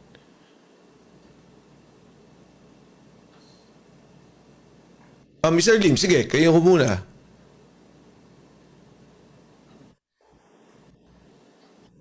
Naka-mute po kayo, Mr. Lim. By the way, thank you po, Mr. Congressman Defensor. Ang tama po kasi nito, pag nagtaas kami ng pamasahe, no, automatic po, na bawat isang sumasakay, kung 2 beses po yan sumasakay, especially kung sa jeep, magtaas lang po ng 2 piso, kung isang sakay po siya at balikan, 4 pesos po a day yan. No, 24 days po nagtatrabaho ang bawat isang empleyado ng gobyerno. Kung 4 pesos lang po no, hindi po kasi natin masasabi kung magkano talaga dahil depende po. Sa tricycle po kasi iba rin po ang bayad ng mga pasahero sa tricycle. No, kami po kasi may mga special rate din po kami, especially kung galing kang subdivision. Pag nagtaas po kami, talaga pong tatama lahat kaya po ayaw naming magtaas ng pamasahe kung maaari. Ang gusto po talaga namin ibaba yung pong tanggalin muna yung excise tax para po automatic wala pong gagalaw, no? Pag wala pong gumalaw, ibig sabihin hindi po gagalaw ang presyo ng bilihin kahit papaano, hindi po tatamaan yung mga mananakay. Napakalaki pong impact talaga sa lahat. No, kaya po nagtataka kami ang Department of Finance, sila lang po yung bukod tanging ayaw nilang tanggalin at lagi nilang sinasabi na ganito 147 billion yung mawawala. Sabi ko nga po, hindi naman po pang araw-araw ito. Baka po, tama po yung sabi ni Congressman Salceda, for 6 months, baka sakali po na maging ma-stabilize na yung presyo, may babalik natin. So, ito lang po ngayon kasi nasa emergency time po tayo. Kaya nga sinasabi natin, para po maibsan kagad yung paghihirap ng taong bayan, sabi ni Congressman Kimpo, ito po yung nakikita naming pinaka-solusyon, no? Na pinakamaganda. So sa isang araw, Mr. Lim, sa isang araw, on average, nakikita mo 4 pesos. Sa isang sakay po yun, kung 2 piso po itataas, no, ng jeepney. Kung 3 piso po yan, di 6 pesos. Sa isang sakay lang po yun. Paano po kung 3 sakay siya hanggang makapasok sa kanyang trabaho, di ita-times po natin yan ng 6 pesos. Tapos balikan, 12 pesos po a day ang mawawala sa kanya. Okay. Sa inyo po, Mr. Floranda. Magandang umaga, Kong, Mike. Opo. Sa bahagi po ng sa bahagi ng sektor ng transport ay talagang ayaw din namin na maipektuhan yung ating mga mamamayan, lalo na nga sa kalagayan sa ngayon na talagang sabi ko nga kanina ay mas mababa ang sahod ng mga manggagawa at hindi talaga kaya makasabay sa pangangailangan ng kanyang pamilya. Kaya't marapat lamang at makatarungan yung ating panawagan na tanggalin talaga o suspindihin yung usapin po ng excise tax sa produktong petrolyo at para makinabang yung ating mga mamamayan. Kasi tama po ba yung sinasabi na more or less 12 pesos a day? Opo, tama po 'yon. Halos halimbawa kung sa bahagi po sa ngayon ng jeep ay ang minimum po natin ay 9 pesos yung ating minimum. Yung sa bahagi po ng mga modernized ay 11 pesos yung minimum. Yung po yung isang yung isang magkakaiba. Kaya sa bahagi sa ngayon ay sinasabi nga ni Karil kanina, kung magtataas siya ng 3 piso, magiging 12 pesos. Ang isang malaking problema kung ay sa ngayon ay alam naman natin ang muda ng transport sa atin ay putol-putol yung nagaganap na biyahe ng public transport. Hindi lamang sa bahagi ng mga jeepney, kundi gayon din sa ating mga kapatid sa mga buses. ay putol-putol yung aming mga ruta. Kaya malaki po ang pagkakaiba kong na katulad ng dati na kapag ikaw ay halimbawa galing kang Lagro, ang punta mo ay Baclaran, punta ka ng Alabang o punta ka ng Pasay. One ride lang yan eh. Pero sa ngayon po ay nagko-consider niya ng 3 lipat o tatlong sakay ng ating public transport para makapunta doon sa ating paruroonan. Kaya sinasabi nga po natin, ang malaking kahirapan ngayon sa sektor ng transport at mamamayan ay yung maliit na kita paglaki ng gastos sa usapin po ng transportasyon dahil yung palipat-lipat na ang sinasabi ng LTFRB ay para mag-benefit yung lahat ng mga mamamayan sa usapin ng mas maayos na serbisyo. Pero pag nakita po natin ay maayos ba yung serbisyo na palilipatin mo yung isang matanda, yung isang mamamayan, lilipat ng ibang sasakyan, paakyatin mo sa mataas na overpass para makasakay ulit sa isang panibagong sasakyan, ay nagdudulot ng lalong paglaki ng gastos ng ating mamamayan. Kaya sa amin, kung Mike ay ang panawagan namin, at malinaw yung aming panawagan, na kailangan na tanggalin yung excise tax sa produktong petrolyo para hindi lamang ang sektor ng transport yung makinabang. Gusto kong pumbalkan yung pong inaalat na 1 billion. Mr. Floranda, pasensya na po. Gusto ko lang po kasi makita muna yung direktang epekto, hindi lang sa mismong transport sector, kundi yung mga sumasakay sa inyo. So yung binanggit po ninyo kanina, yung palipat-lipat, more or less, nasa mga 12 yun hanggang 20 kada araw. Opo. So iyan ko lang po para lang malinaw natin doon sa pagdiskusyon doon sa yung kabuuan kasi parang ang nangyari sa DOF yung pong kayo lang pong sektor pero yung aktual na sumasakay kailangan po natin makita dahil napakarami po lahat sumasakay po at gumagamit ng transportasyon. Kamodi, pasensya po, lipat lang po sa FEDUDAP. Ganun din po ba ang estimate ninyo? Sir Mike, ang sinasabi po ni Sir Modi at ni Sir Ariel Lim, lahat naman po may impact po talaga sa transportasyon, lalo-lalo na po yung mga mananakay namin. Kaya nga po kami, nung kami po yung petition for fair increase, medyo nag-aatubili po kami kasi nga po, talagang yung riding public po yung tatamaan dito ng gusto. Kaya kami humihingi po kami ng fair increase, petition dyan sa LTFRB, na hanggang sa kasalukuyan po hindi naman po nadidinig. At kami naman po ang gusto namin sa pamamagitan po ng gobyerno, lalo-lalo na po itong Department of Energy, na sila po yung gumawa ng pamamaraan para ma-decrease po every pump doon sa mga oil petroleum product natin na kinukonsumo araw-araw ng ating mga driver, operator, para naman po yung taong bayan magbenepisyo rin po dito kahit papano. Pero tutol po kami talaga doon sa sinasabing ito pong sinasabi ni Mr. Ariel Lim na tanggalin na po yung excise tax. Kami po na may sumasang-ayon din po sa temporary matanggal po yung excise tax. Kaya nga lang po, inaalala rin po naman natin, yung gobyerno, saan po kukuha ng mas malaking mga taxes para po maira natin ang ating pamahalaan. Kaya magkakaroon po ako ng pagdududa na sana po pag-aralang mabuti, lalo-lalo ng DOE kung paano po nila gagawin yung mga pamaraan. Pero talaga po sa ngayon, apektado po yung transport sector. Hindi lang po yung mga jeepney, bus, taxis, lahat po ng mga public utility vehicle talaga pong apektado. Kaya sana po, para magkaroon po ng win-win solution, gumalaw po dito yung DOE. Lalo-lalo na po yung magagaling natin dyan sa Kongreso na pagtuunan po ng pansin ito. Napakalungkot po ng kalagayan po namin ngayon. Mr. Chair, thank you po. Mr. Chair, thank you. On average, parang sa nakikita ko lang doon sa lipat-lipat ng biyahe, I think we are looking at savings sa riding public of at least maybe 300 to 500. Depende sa biyahe nila.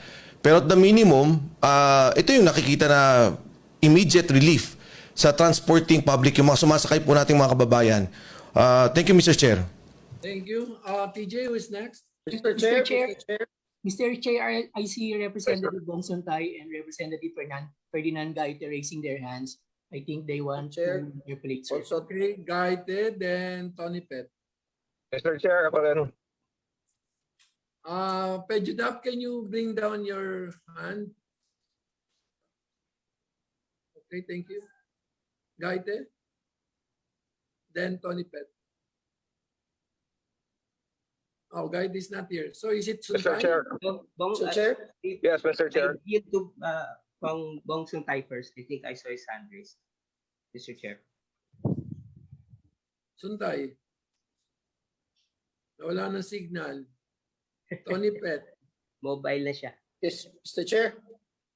Yeah, I'd just like to ask, pwedeng tanungin yung tatlong transport sector, kung sakasakaling wala pong hindi ma-approve itong mga suspension natin sa excise tax, kung ano ang magandang ayuda na pwede ibigay sa kanila. Mr. Chair, may I get a response from the three GP operators, Piston and FERRY? Ano ba ang mga subsidiya na ibinibigay sa kanila ngayon? At kung sapat ba yan, at kung hindi sapat, kung sakaling hindi ma-approve itong suspension natin, ay ano ba ang pwede natin makuha dun sa presentation ng DOF na makakasalang naman tayo ng tax revenue? FERRY, Piston, FERRY, then Nov.9. Piston? Magandang umaga po, Mr. Chairman. Sa bahagi po ng Piston ay nanindigan nga kami doon sa pagtanggal ng excise tax. Pero kung hindi talaga ito mano, ay at least magkaroon ng suspension doon sa pag-implement ng excise tax ng petrolyo. Dahil sa ngayon ay yung sinasabi pong ayuda o yung tulong ay hanggang sa ngayon ay mas marami pa pong mga sektor ng transportasyon ang hindi lamang sa hanay po ng mga jeep ang hindi pa nakakatanggap. Mula po doon sa Bayanihan Act 1 and Bayanihan Act 2 ay minimal lamang ang nakatanggap na ayuda mula doon sa sinasabing pundo na inilaan para sa public transport. Kaya't sa atin ay sa amin po. Mr. Moody, may I ask, ano ang rason kung bakit hindi pa nakatanggap yung ibang mga chopper at driver natin para sa mga ayudang binibigay? Dahil ipinasa po namin yung Bayanihan 1, 2 para sa ganun matulungan po ang transportation sector. Marami pong kadahilanan, Mr. Chairman, doon sa mga proseso na ginagawa ng T.R.O.P.A, na dito sa Bayanihan Act 1 and 2 ay hindi naman lahat talaga ng driver at nakikinabang. Kahit po doon sa usapin ng pantawid pasada, ay kinusyon na rin po natin yan sapagkat mga driver po yung pangunahing nagkakarga ng krudo sa araw-araw. Pero sa ilalim po ng pantawid pasada, ang naging basihan po nila dito ay yung mga nakapangalan sa mga prangkisa. At hindi lahat din ay yung lalo na yung mga operator na nakabili ng mga unit na hindi na ceiling transfer sa kanya ay ang tatanggap nito ay yung mga dating lehitimo pa ring may-ari ng mga prangkisa. Kaya't yung amin pong sinasabi sa T.R.O.P.A na dapat kung usapin po ng ayuda ay hindi lang dapat sa ilan, dapat sa lahat ay makinabang. Yes, Mr. Chair, pwede bang matanong sa Piston kung pwede sila magsumite dito sa committee po natin ng mga aligasyon nila nang sa ganun mai-compare po natin sa LFTRB at saka Piston, please submit your assessment in before Thursday. Okay, FERRY. Mr. Chair. Yes, good morning po ulit. Bongbong, you will be next after Nov.9. Okay, FERRY. Okay, good morning po ulit sa lahat. Opo. Sa ngayon po, yung ayudang kinakailangan po namin matanggap, ito pong pinapangako ng Department of Energy na tutulungan kami para makipag-usap po doon sa mga petroleum corporation na ibaba po nila ang price per pump from 1 peso to 5 pesos. Isa na pong malaking tulong yon. Pero pag pinag-usapan po natin, ito pong Bayanihan Act, talagang napakarami po talagang hindi naman nag-benefits dito. Kasi una po, nung nabubuhay po si Ma'am Shelly, pinag-submit po kami sa T.R.O.P.A ng mga pangalan ng mga miyembro namin. Then after which, ipinoward po kami dun sa DSWD na yung DSWD naman po, ipinoward naman po dun sa barangay. Hindi ko po maintindihan kung paano ang nangyari, nagkaganito po. Marami po talagang na-displace ng mga driver and operator dito na hanggang sa ngayon umaasa po sila sa tulong ng ating pamahalaan. Okay. Thank you, FERRY. Can you put that in writing and submit to the committee for purposes of T.R.O.P.A? Nov.9? Yes. Thank you very much. What is your experience with ayuda? Sir, you're on ano? Ay, sorry po. Wala po talaga kaming nakuha, no? Unang-una po dito sa sinasabi ng Department of Finance na magkakaroon po kami ng tinatawag na ayuda card. Wala po kaming ayuda card. 3 milyon po mahigit ang tricycle sa buong Pilipinas. Paano po nila gagawin? Under po kami ng local government unit. Ang aming franchise po ay nasa local government. No, hindi po kami DOTR o LTFRB. That is the biggest problem. Ngayon, kaya po sinasabi namin sa inyo na hinihingi po namin automatic. Ito lang po, hindi ko po alam po anong gagawin ng gobyerno rito. Paano po mabibigyan lahat ng suporta ng thank card. you. Can you put that in writing too? Now, Bong Tony, Mr. Chair? Yes. In light of the revelations of the 3 transport sectors that are here, may I make a motion to ask for the investigation on what has happened to the ayuda that we passed? Maybe a joint committee from the Transportation Yes. Committee. Can I refer you to another committee? Yes, sir. We will send your question to another committee. Yes, and Mr. Chair, last is that I really support the position of our good Professor Kimbo, our Congresswoman from Marikina, that we need to subsidize more, siguro, if ever that our call for the subsidies are taken on deaf ears, Mr. Chair. Thank you. Okay, thank you. Bong, now it's your turn.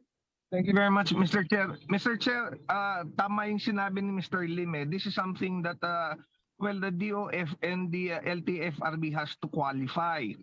Dahil bukod nga dun sa experience natin of government inefficiency in giving out yung mga fuel subsidy, ngayon po, based dun sa mga pronouncement na inilalabas ng DOF and LTFRB, ang bibigyan lang ng fuel subsidy is the jeepney sector.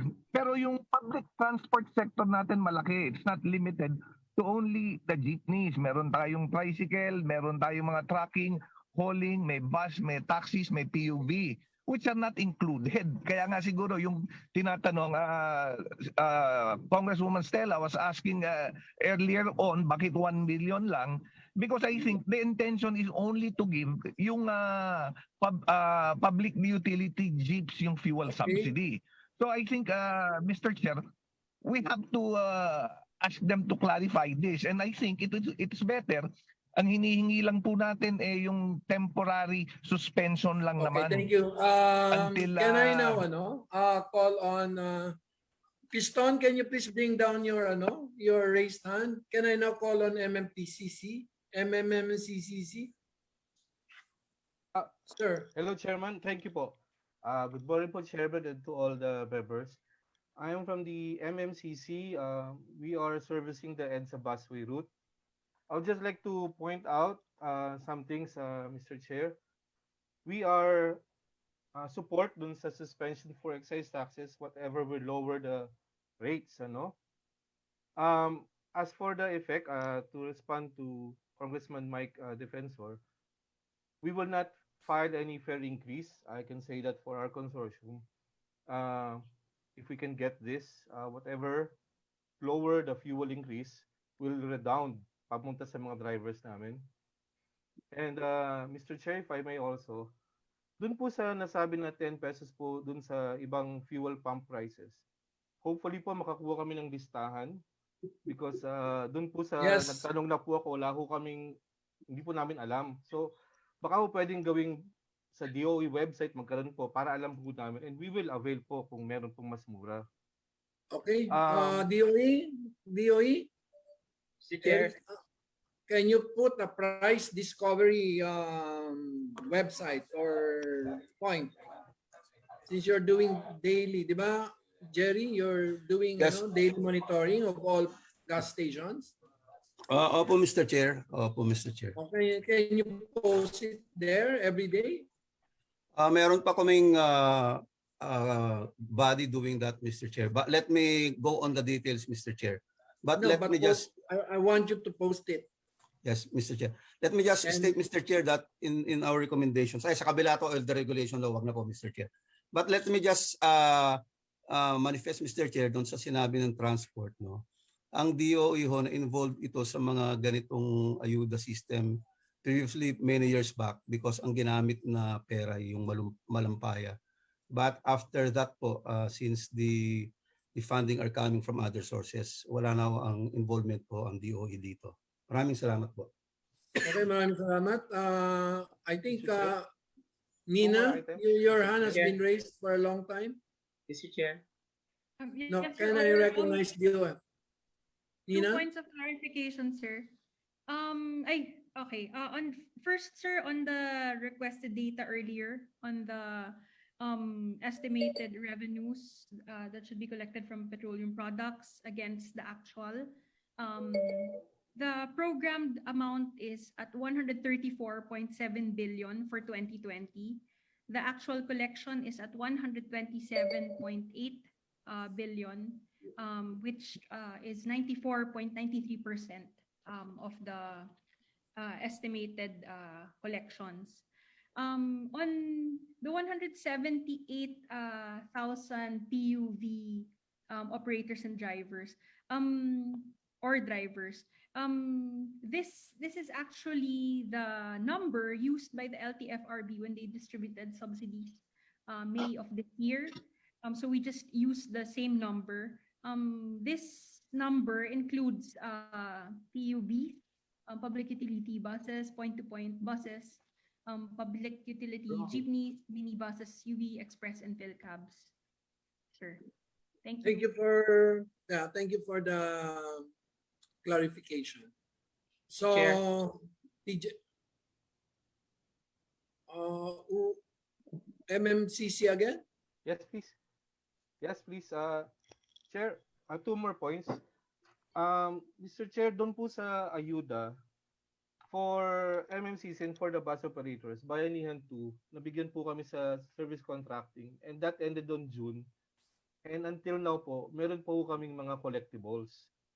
Tumutulong po sa amin ng LTFRB hand in hand. Magkano? Mga collectibles po, nasa 40 million po yun sa mga bus. Tumutulong po sa amin ng LTFRB. Ang problema po namin, ang backlog po ay doon po sa land bank. Kaya lang po, ito po ay tumutulong rin po para hindi ho kailangan po ng pondo ng mga operators para naman ho makabili ng crudo na tumataas naman po. So can you please submit that in writing? Kasi the DOF chairs LBP. We will po. Thank you po, sir. Thank you. Can you please put down your hand? Thank you, sir. Mr. Chair. Okay. Mr. Chair. Mr. Chair. Rep Dago, Mr. Chair. Gaited and Dago. Thank you, Mr. Chair. Pasensya na, Kong Doc, lang. Dahil sa nabanggit nyo na nga kanina, no, yung impact ng rising prices of fuel, ang tama naman po, yung ating transport sector and definitely affected. Unfortunately, we don't have representatives from the farmers and fisher folk na nabanggit yung na kanina na affected din. Sana po sa susunod na pulong ay maimbitahan din sila para malaman how the rising prices of fuel have impacted on their production. Sana po ma-invite sila sa susunod, Mr. Chair. Tapos tama po rin po doon sa mga presentation ng Department of Finance, they kept on insisting that they want to gusto nila targeted subsidy. But they're missing the target entirely. They have only focused on a very small portion of the affected sectors, no? Tapos binabanggit rin, no? Nabanggit na ng marami sa atin, no? Yung price, because I believe the 178,000 jeep pa lang yun. No? Hindi po kasama dyan yung tricycle na pinanggit na yung datos, hindi pa kasama dyan yung buses, hindi pa kasama dyan yung PUVs at iba pa. Kaya napakaliit ng 1 billion as observed by many of our colleagues.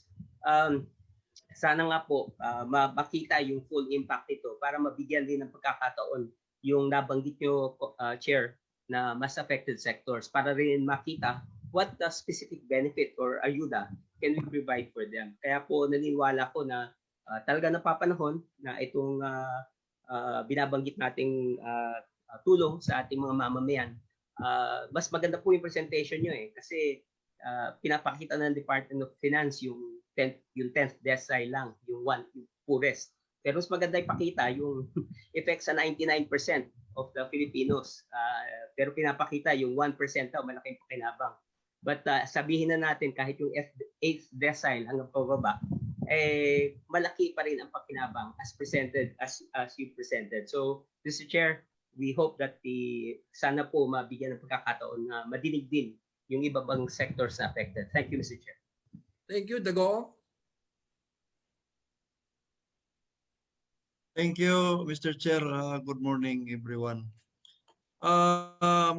This representation, Mr. Chair, no,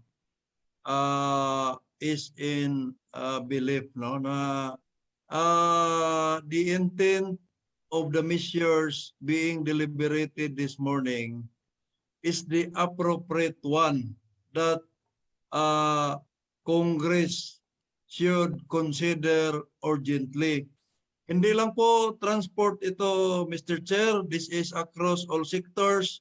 As a matter of fact, yung presyo po ng kuryente ay hindi po tama yung kanina, with all due respect. Multiplying effect po kasi yung panggatong sa planta may excise tax. Paglabas po niyan, magiging 1 kilowatt-hour may value added tax. Pag daan po niyan sa transmission line, yung transmission charge may 12%.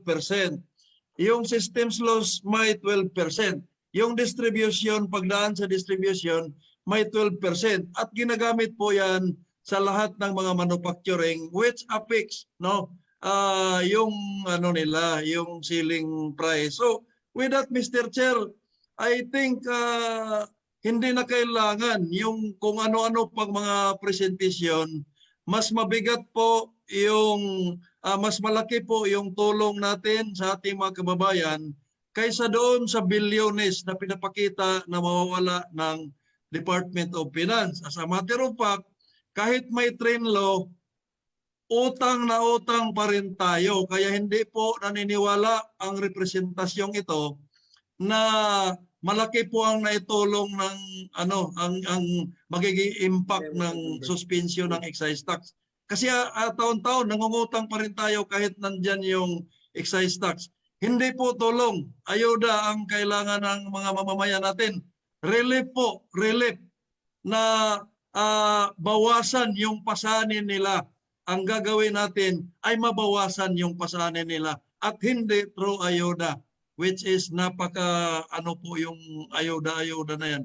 So with that, Mr. Chair, I hope na in the next meeting may pasa natin yung mga measures na to na pinangungunahan ng measure mo, Mr. Chair. Thank you, Mr. Chair. Thank you. No more hands raised. Mr. Chair. Yes, Mr. Chair, Tony Petalban. Mr. Chair, having had the extensive committee hearing now, are we allowed to make a motion already, or do we need to have another well, session? the chair can has the prerogative of ordering the Mr. Chair, anyway, all the papers that we need are all circumstantial na lang, and then later on. Okay, so may I make then? Can I make a motion? Before you make a motion, I'll make the suggestion. Then you make a motion on that suggestion. First, there shall be a small committee composed of the senior vice chairs by para no need to go to Congress. So, and then the DBCC essentially can, by recommendation of the DBCC, the president may suspend. Parang we are restoring the train 1 automatic. So, and definitely yung social impact stabilization but will be exclusively for ayuda. Okay.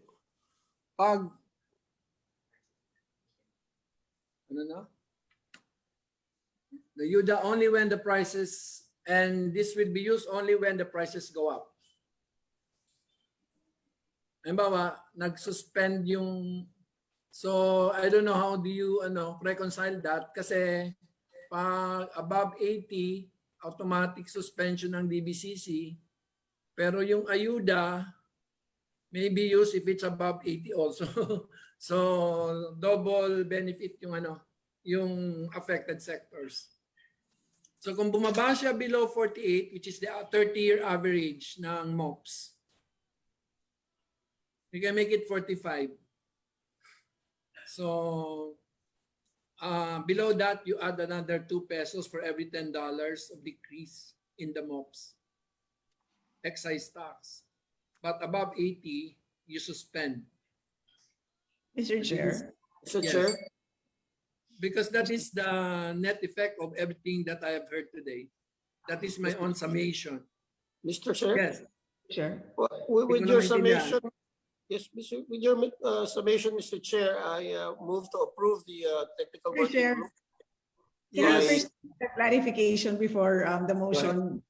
Yes. Okay. Mr. Chair, your recommendation to suspend the tax if the price of oil exceeds a certain threshold, ang proposal niyo po is to completely suspend the tax, or can we just say to have a lower tax rate? Kasi halimbawa, if you were willing to pay naman $79.90, suspend or reduce. so that you maintain the same tax rate as it was before, something like that. Kaya nga, mayroon kayong technical working group kasi mas magaling kayo sa akin. Well, thanks for the clarification, Chair. So, Mr. Chair, definitely, we will try to catch it when it falls. Because the rich also saves a lot when it falls, right? So, since sabi ng DOF, the rich accounts for, the top 10% account for 43%. So the rich will essentially, we will slap the 2 pesos additional excise tax on the rich. So, pero yung 2 pesos will be used only when it reaches the $80. Bala ka na gumawa ng ng mekanismo. Diyan ka magaling eh. Wala ka naman pala kalaban sa Marikina. Arte-arte mo eh. Mr. Chair, for exigency purposes, I think the technical working group headed by yours and the vice chairs will be able to thresh out all these and then submit soonest, and we can actually vote on, make a motion to Thursday. suspend. Yes, Mr. Chair. So definitely the core would be suspension. So are there any second? Second motion, Mr. Chair. Okay, so seconded. So we will have the substitute committee report on Thursday for discussion. And we may invite the other affected sectors if they wish, especially yung mga unseen affected, fisher folk, farmers. Kami sa Albay kasi daman-daman namin yung mataas na presyo ng gulay, lahat. Kaya taas ng inflation namin dahil sa transport cost. Tama, sa amin din, especially with the rice and corn, Mr. Chair. And that's why we are really keen on doing this. May I just request that the committee submit to us 1 day prior to Thursday so that we can actually already study the results of what we will vote for on Thursday, Mr. Chair. Okay, we will post that in the Ways and Means. I hope, are you a member? Mr. Chair, that's the problem. I'm not a member, but I am affected. Okay, you can be added. Thank you, Mr. Chair. Chair? Yeah, so Mr. Chair. are there any objections? Hearing none, so same is approved. So we will have a substitute committee report with those features. Mr. Chair? Yes. As one of the authors of the bill, again, let me congratulate you. Salamat po sa serbisyo ng ninyo as chairman and to the Ways and Means Committee. I also hope I can get a copy before the approval. Congrats, Chair Joey. Maraming salamat. Maraming salamat din. Garin, you work very well naman with Stella. Sir Joey. Yes, Mr. Chair. May I be included in the technical working group? Oh, ikaw na. Welcome. You're always welcome, Marco, for as long as you keep my seat in the Bicol University Board of Regents. Yes. Until next term. Sa akin, Mr. Chair, di pa niya in-approve ni Mark Go yung aking pagka-ISU na pinag-usapan namin. No, that's not. He gave it to me without asking it. Yeah, I owe it. So, Garin, Yes, without Swansing, you are the chair. And then Stella, Coco, and then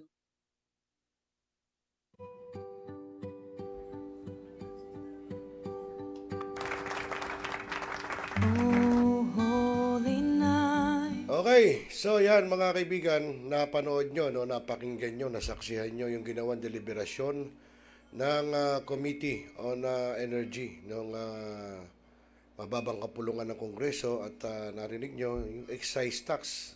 Dapat suspindihin muna ayon dun sa mga transport group, no? Kasi ganun din daw nangungutang pa rin sa ibang bansa, nakakapangutang pa rin. So, di ba? Yun nga sinasabi noon ng ating ilang mga mambabatas o mga politiko na alam nyo na dito sa atin sa Pilipinas yung mga langis. Hindi ito yan Kaso hindi nga inasikaso ng mga nakaraang administrasyon matapos mawala si Pangulong Ferdinand Marcos. Pero kung yon ay itinuloy, ay hindi natin kinakailangang umangkat ng mga langis o langis sa ibang bansa, no? Dahil meron tayo rito di ba? So yun ang sinasabi natin, kaya noon po, nung panahon ng Pangulong Ferdinand Marcos, talaga namang kita nyo, ang baba ng produktong petrolyo. No? Kasi dito lang gagaling sa atin. Hindi tayo umaangkat. Tapos meron pang excise tax. Talagang, sabi nga nung ibang transport sector, di ba?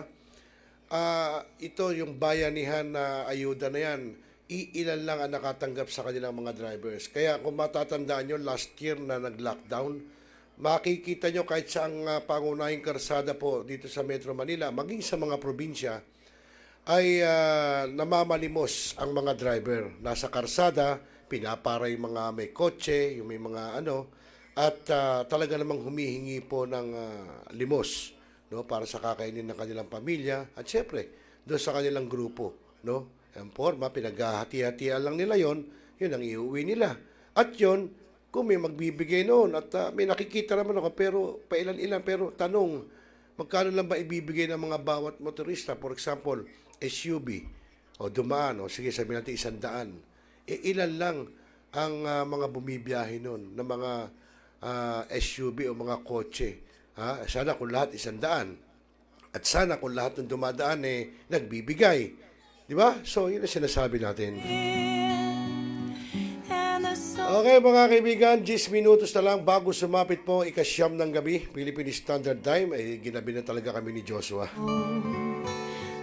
Yun, kayo na bahala po. Ano ang masasabi nyo, no? Dahil, sana, pag-upo ng ni Senador Bongbong Marcos sa 2022 ay una-una, isa-isahin sana yan.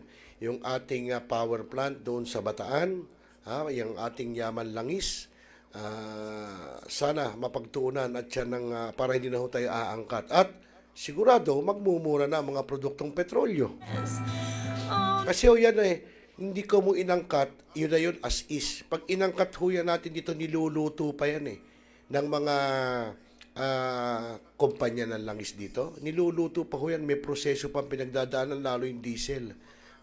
Nakita namin yan doon sa isang inventor, doon po sa may parting Tagig, Bikutan Tagig, kung di ako nagkakamali. No? Yun, katulad doon, inventor yun. Ano nangyari? Bakit hindi nag-boom? Diba? So yun kasi hindi ginagrab o hindi inaakap ng ating gobyerno yung mga inventor natin dito na marami no? Mga inventor andito lang sa atin, kaya gano'n na nangyari. Actually alam ko isa lang yata yung kanyang gas station doon sa Bikutan Tagig, doon marami nagpapakarga dahil mura po sa kanya, no? So hindi ko alam kung ano na nangyari dahil matagal na hong panahon yun, mga siguro mga 90s ganon. At yun, at doon nga ay mura ho talaga magpakarga. Hindi ko lang alam kung buhay pa yun o sino nagmana. So yun ang sinasabi natin at ang unang apektado nga ho rito, hindi lamang yung mga transport group, ultimo yung mga private na mga motorist ay hindi naman lahat ko mo nakakotse, mga big time na o mayaman na. Kaya naman nagkokotse yung mga siyempre ginagamit sa trabaho.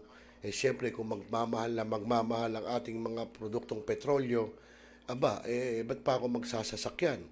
Diba? So, kahit naman magmotor ako, ganun din. Diba? Yun na sinasabi natin. Pero kung yan dito sa atin, hindi tayo umaangkat, siguradong magiging mura ang mga produktong petrolyo natin. At saka magbayad man ng tax sa gobyerno yan, kung halimbawa dito at private, hindi ganun kalaki. No? Yun ang sinasabi natin. Okay, so bueno mga kaibigan, at yan po naging kabuuan ng ating tinunghay ngayong araw ng Martes. Tama ba, Joshua? Martes? Ika-10 ng buwan ng Nobyembre taong 2021. At muli tayo magbabalik bukas sa panibagong Wednesday edition ng Tropa. Siguro bukas, pag-usapan naman natin at itunghay natin yung mga benepisyo para sa mga frontliners natin. No? Ganun din yan. Tinalakay din niya sa mababang kapulungan ng Kongreso. No? Okay, so bago tayo magpaalam mga kaibigan, muli ay maraming salamat kina Kuyang Ricky Del Rosario, nakatutok pa rin, at siyempre si Ma'am Evelyn Lee Matsuo na nasa Japan, at si Boss Bal Leonardo, nakatutok pa rin, no? Ng Quezon City Police District Press Corps, at si paring Leo K, at yung asawa niya si Christina K, at siyempre yung ating katropa, yung simpatikong kagawad ng Tugatog, si Kagawad Sani Dadad Pineda, at ganyan din si Ruel Sultan Ravida, buwan sa General Trias Cavite. At siyempre si ating host, si Brian Anyosa. Ayan Brian, pwede kang mai-tackle na doon sa iyong balitaktakan sa Sabado. Ha? At ganyan din ang ating kapatid na Muslim, si Bebot Sarip na nasa Lanao del Norte. At ganyan din si Police Retired Captain Nestor Babula ng Bulacan. At si paring Art Gubata na biglang nakatutok ngayon. Mukhang wala yata silang lakad ni Kapitan Wen. At si Berto, si Chris Lawrence Carlos Montreal ng Barangay Tagalag dyan sa Valenzuela. At siyempre yung ating katropa rin, no? Yung grupong puwersa ng Barangay Tugatog, si Bambo Garcia, si Boss Dem. Boss Demi, salamat uli doon sa pag-assist sa akin, sa pagsama sa akin para makabili ng pyesa kanina sa Banawe sa QC. Siya po ang kasama ko po, si Demi Garcia. Ayun, wala na tayong nakakalimutan. Mukhang naging busy yung aking pinsan, hindi nanood ngayon. At siyempre si Jeffrey Ignacio pala, nanonood pa, yan, no? Taga Barangay Muson, ayan. At saka si si Miss Deberly Imperial na nasa Hong Kong naman po, ayan, ka-TFC din natin yan. Sipin mo, si Ma'am Deberly, tapos si Ma'am Evelyn, nasa Japan naman. Natin, may nanonood pa sa atin, sa Kuwait, no? Si Evelyn Battle, pero wala na, hindi na baka busy sa trabaho. Okay mga kaibigan, yan po naging kabuuan ng ating programa ang Tropa. Siyempre dito pa rin sa Millennial Online TV. At siyempre po muli, ako yung naging kasama, kakwentuhan, kajaming, kakosa, kabarangay, Rosel Lopez. At nakasama ko po sa technical side, si Joshua Sumulat Baltao. Magandang gabi Pilipinas at mapayapang magdamag. Ikaw ba stress? O may dinaramdam? O gulong-gulo na talaga isip mo? Tumutok lamang at panoorin dito sa Millennial Online TV.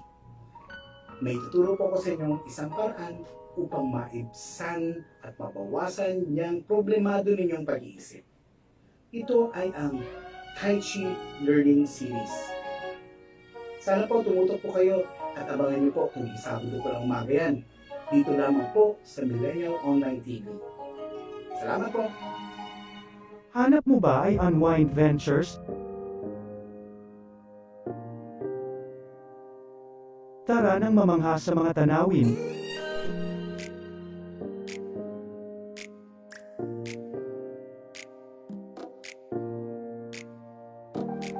Ano man ang iyong travel goals?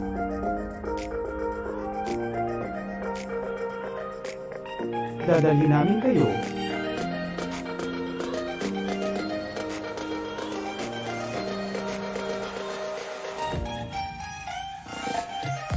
Unwind Ventures at saya.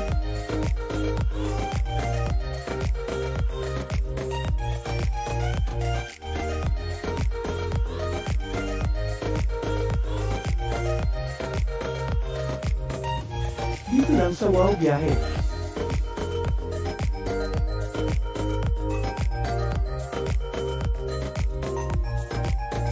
Kaya wow, di ba? Abangan dito lang sa Millennial Online TV. Barangay, pangunahing unit ng pamahalang lokal kung saan dito pinag-uusapan ang bawat sinalot ng mga residente ng bawat barangay. Dito rin pinag-uusapan ng mga piling halal na opisyal na barangay ang mga proyekto para sa kanilang barangay. Kumustahin natin ang panunungkulan ni Kapitan dito sa Dama Barangay sa Millennial Online TV Worldwide, ang katropa ng bawat barangay. Kasi kinatapos ang ating pagpupulong. Maraming salamat po sa inyong pagdalo at tapos na po ang ating session. Enjoy na po tayo. Mga pangyayaring naganap sa ating kapaligiran, mga balita sa buong linggo, ihimayin, iisa-isahin, dito sa Balitaktakan, aarangkada, kasama si Brian Enyosa, dito lang sa Millennial Online TV. Binaigting, binalakas, ang bagong news online TV ng bagong milenyo. Millennial Online TV, ang katropa mo sa pagbabalita.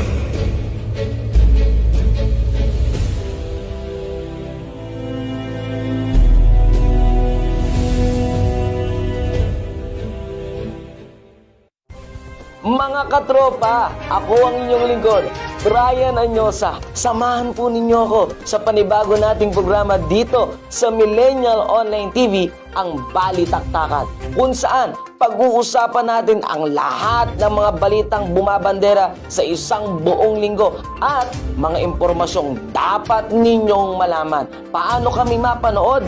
I-type lang sa inyong mga Facebook at YouTube account ang Millennial Online TV. Ano pang hinihintay mo, katropa? Like, subscribe, at share na!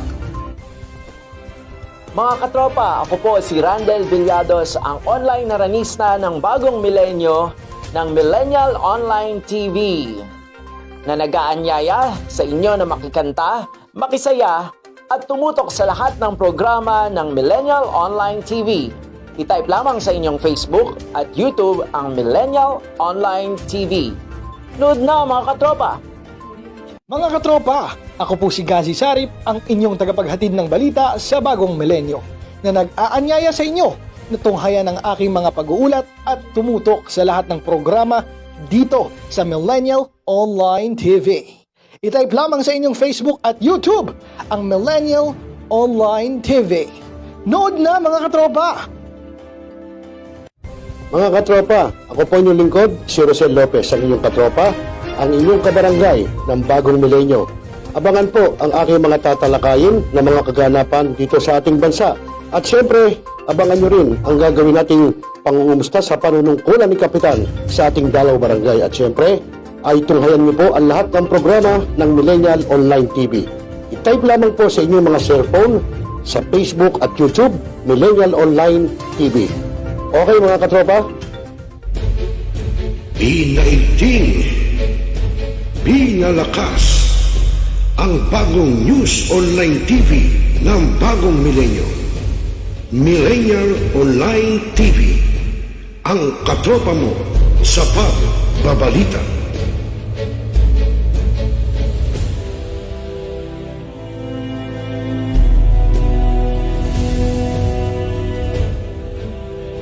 Nais mo bang guminhawa ang iyong pakiramdam?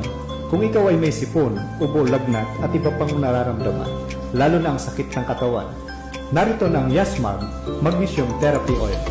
Ang Yasmag Magnesium Therapy Oil ay nakatutulong na ibsan ang iyong nararamdaman sa pamamagitan ng pagpahid sa apektadong parte ng katawan, gaya ng noo, balikat, tuhod at kung anuman ang masakit na parte ng iyong katawan. Panoorin ang mga testimonials ng gumamit ng Yasmag. Yan po, ginagamit niya. Siya po ay isa sa aking mga testimony. Ako, si Justino Francisco, ay gumagamit ng Yasmag na siyang nakapagpalakad sa akin. Kaya kayo, mga kaibigan ko at kakilala, ay pinapayuhan kong gumamit ng product na ito.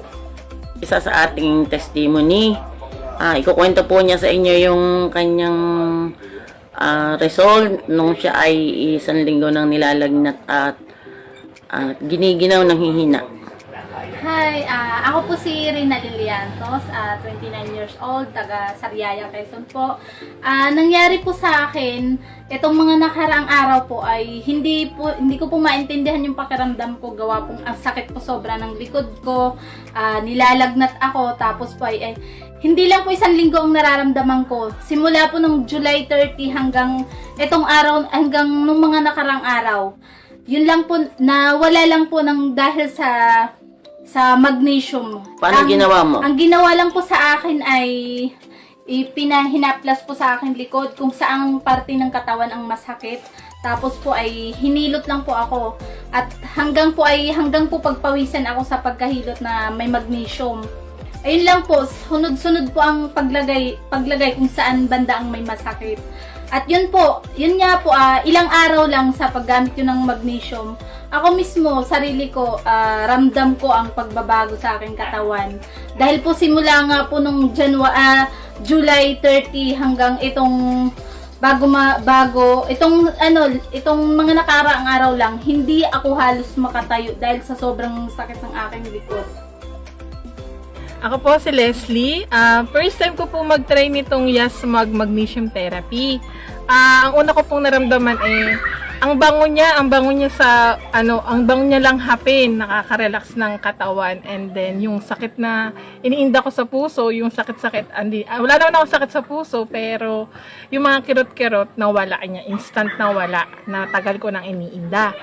And then hindi siya malagkit ipahid.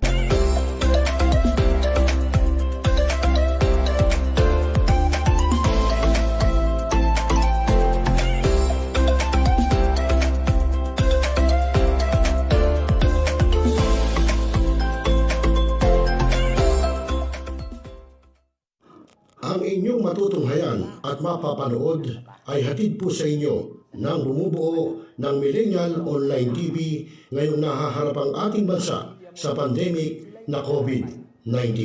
Magandang araw po. Mabuti ka pa, nasa bahay. Sa natutulog mong anak, ikaw ang nakadantay. Ramdam ng pamilya mong sila'y may karamay. Samantalang kami, isang paa nasa hukay.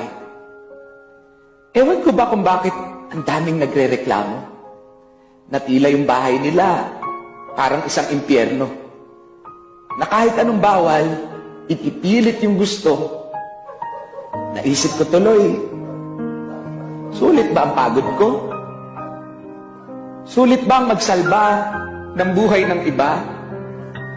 Sulit bang harapin ang kalaban na hindi namin nakikita? Kalaban na maaaring nasa loob ko na at pinipigilan kong hindi sa iyo maipasa. Bago ka magreklamong sawa ka na sa sardinas, na dahil walang nightlife, parang ikaw na yung pinakamalas. Gusto kong malaman mo yung hirap na dinaranas ng mga nakikibaka para ikay mailigtas. Alam mo ba yung pakiramdam ng pinandidirihan? Na walang gustong kumausap sa'yo kasi taga-ospital yan. Na kailangan namin ipagpatuloy yung sinumpaang katungkulan na kung mahahawa kami bukas ay walang kasiguraduhan. Alam mo ba yung pakiramdam na takot ka? Pero sa harap ng pasyente, hindi mo pwedeng ipakita. Eh yung sarili mong anak, hindi mo makamusta. Dahil busy-busy ka. Asikasuhin yung iba. Kung naririnig nyo lang yung kabog ng dibdib ko, sa bawat balitang may doktor na yumao, na tumataas yung bilang ng mga positibo at madadagdagan pa yan dahil sa kakalabas nyo. Ilang doktor pa ba ang sasapit sa kamatayan? Anong paliwanag ba para maintindihan na manatili lang kayo sa inyong mga tahanan ay nagampanan nyo na ang ambag nyo sa bayan? Gusto ko ko pang masilayan ang bukang liwayway. Gusto ko pang akapiling ang mga mahal ko sa buhay. Lahat ng tapang na meron ako ay nakanda kong ialay.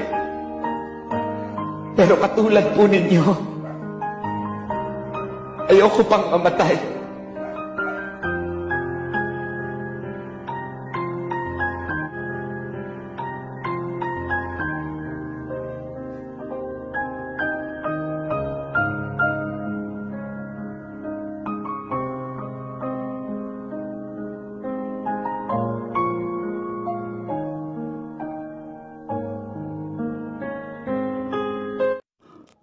Now,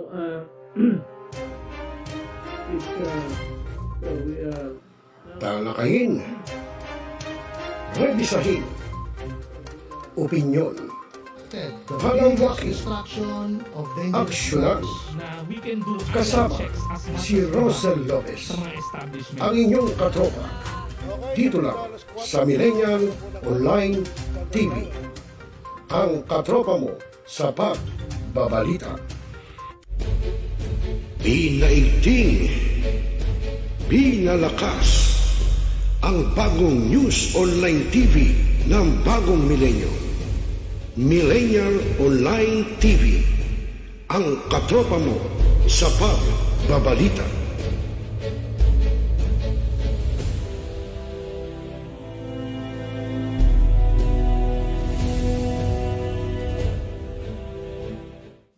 Mga kababayan, ang pambansang awit ng Pilipinas. Kayang magiliw, elas ang sinakalan, alam ng puso, sa titik mo'y buhay.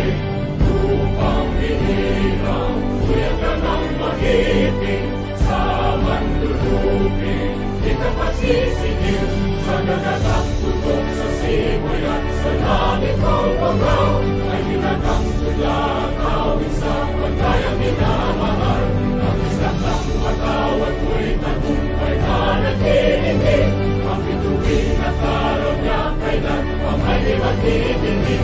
Luha ng araw ng walang pagsinta, buhay langit sa piling ko. Ang inigaya ng pagkay mga aking, ang mamatay ng dahil sa'yo.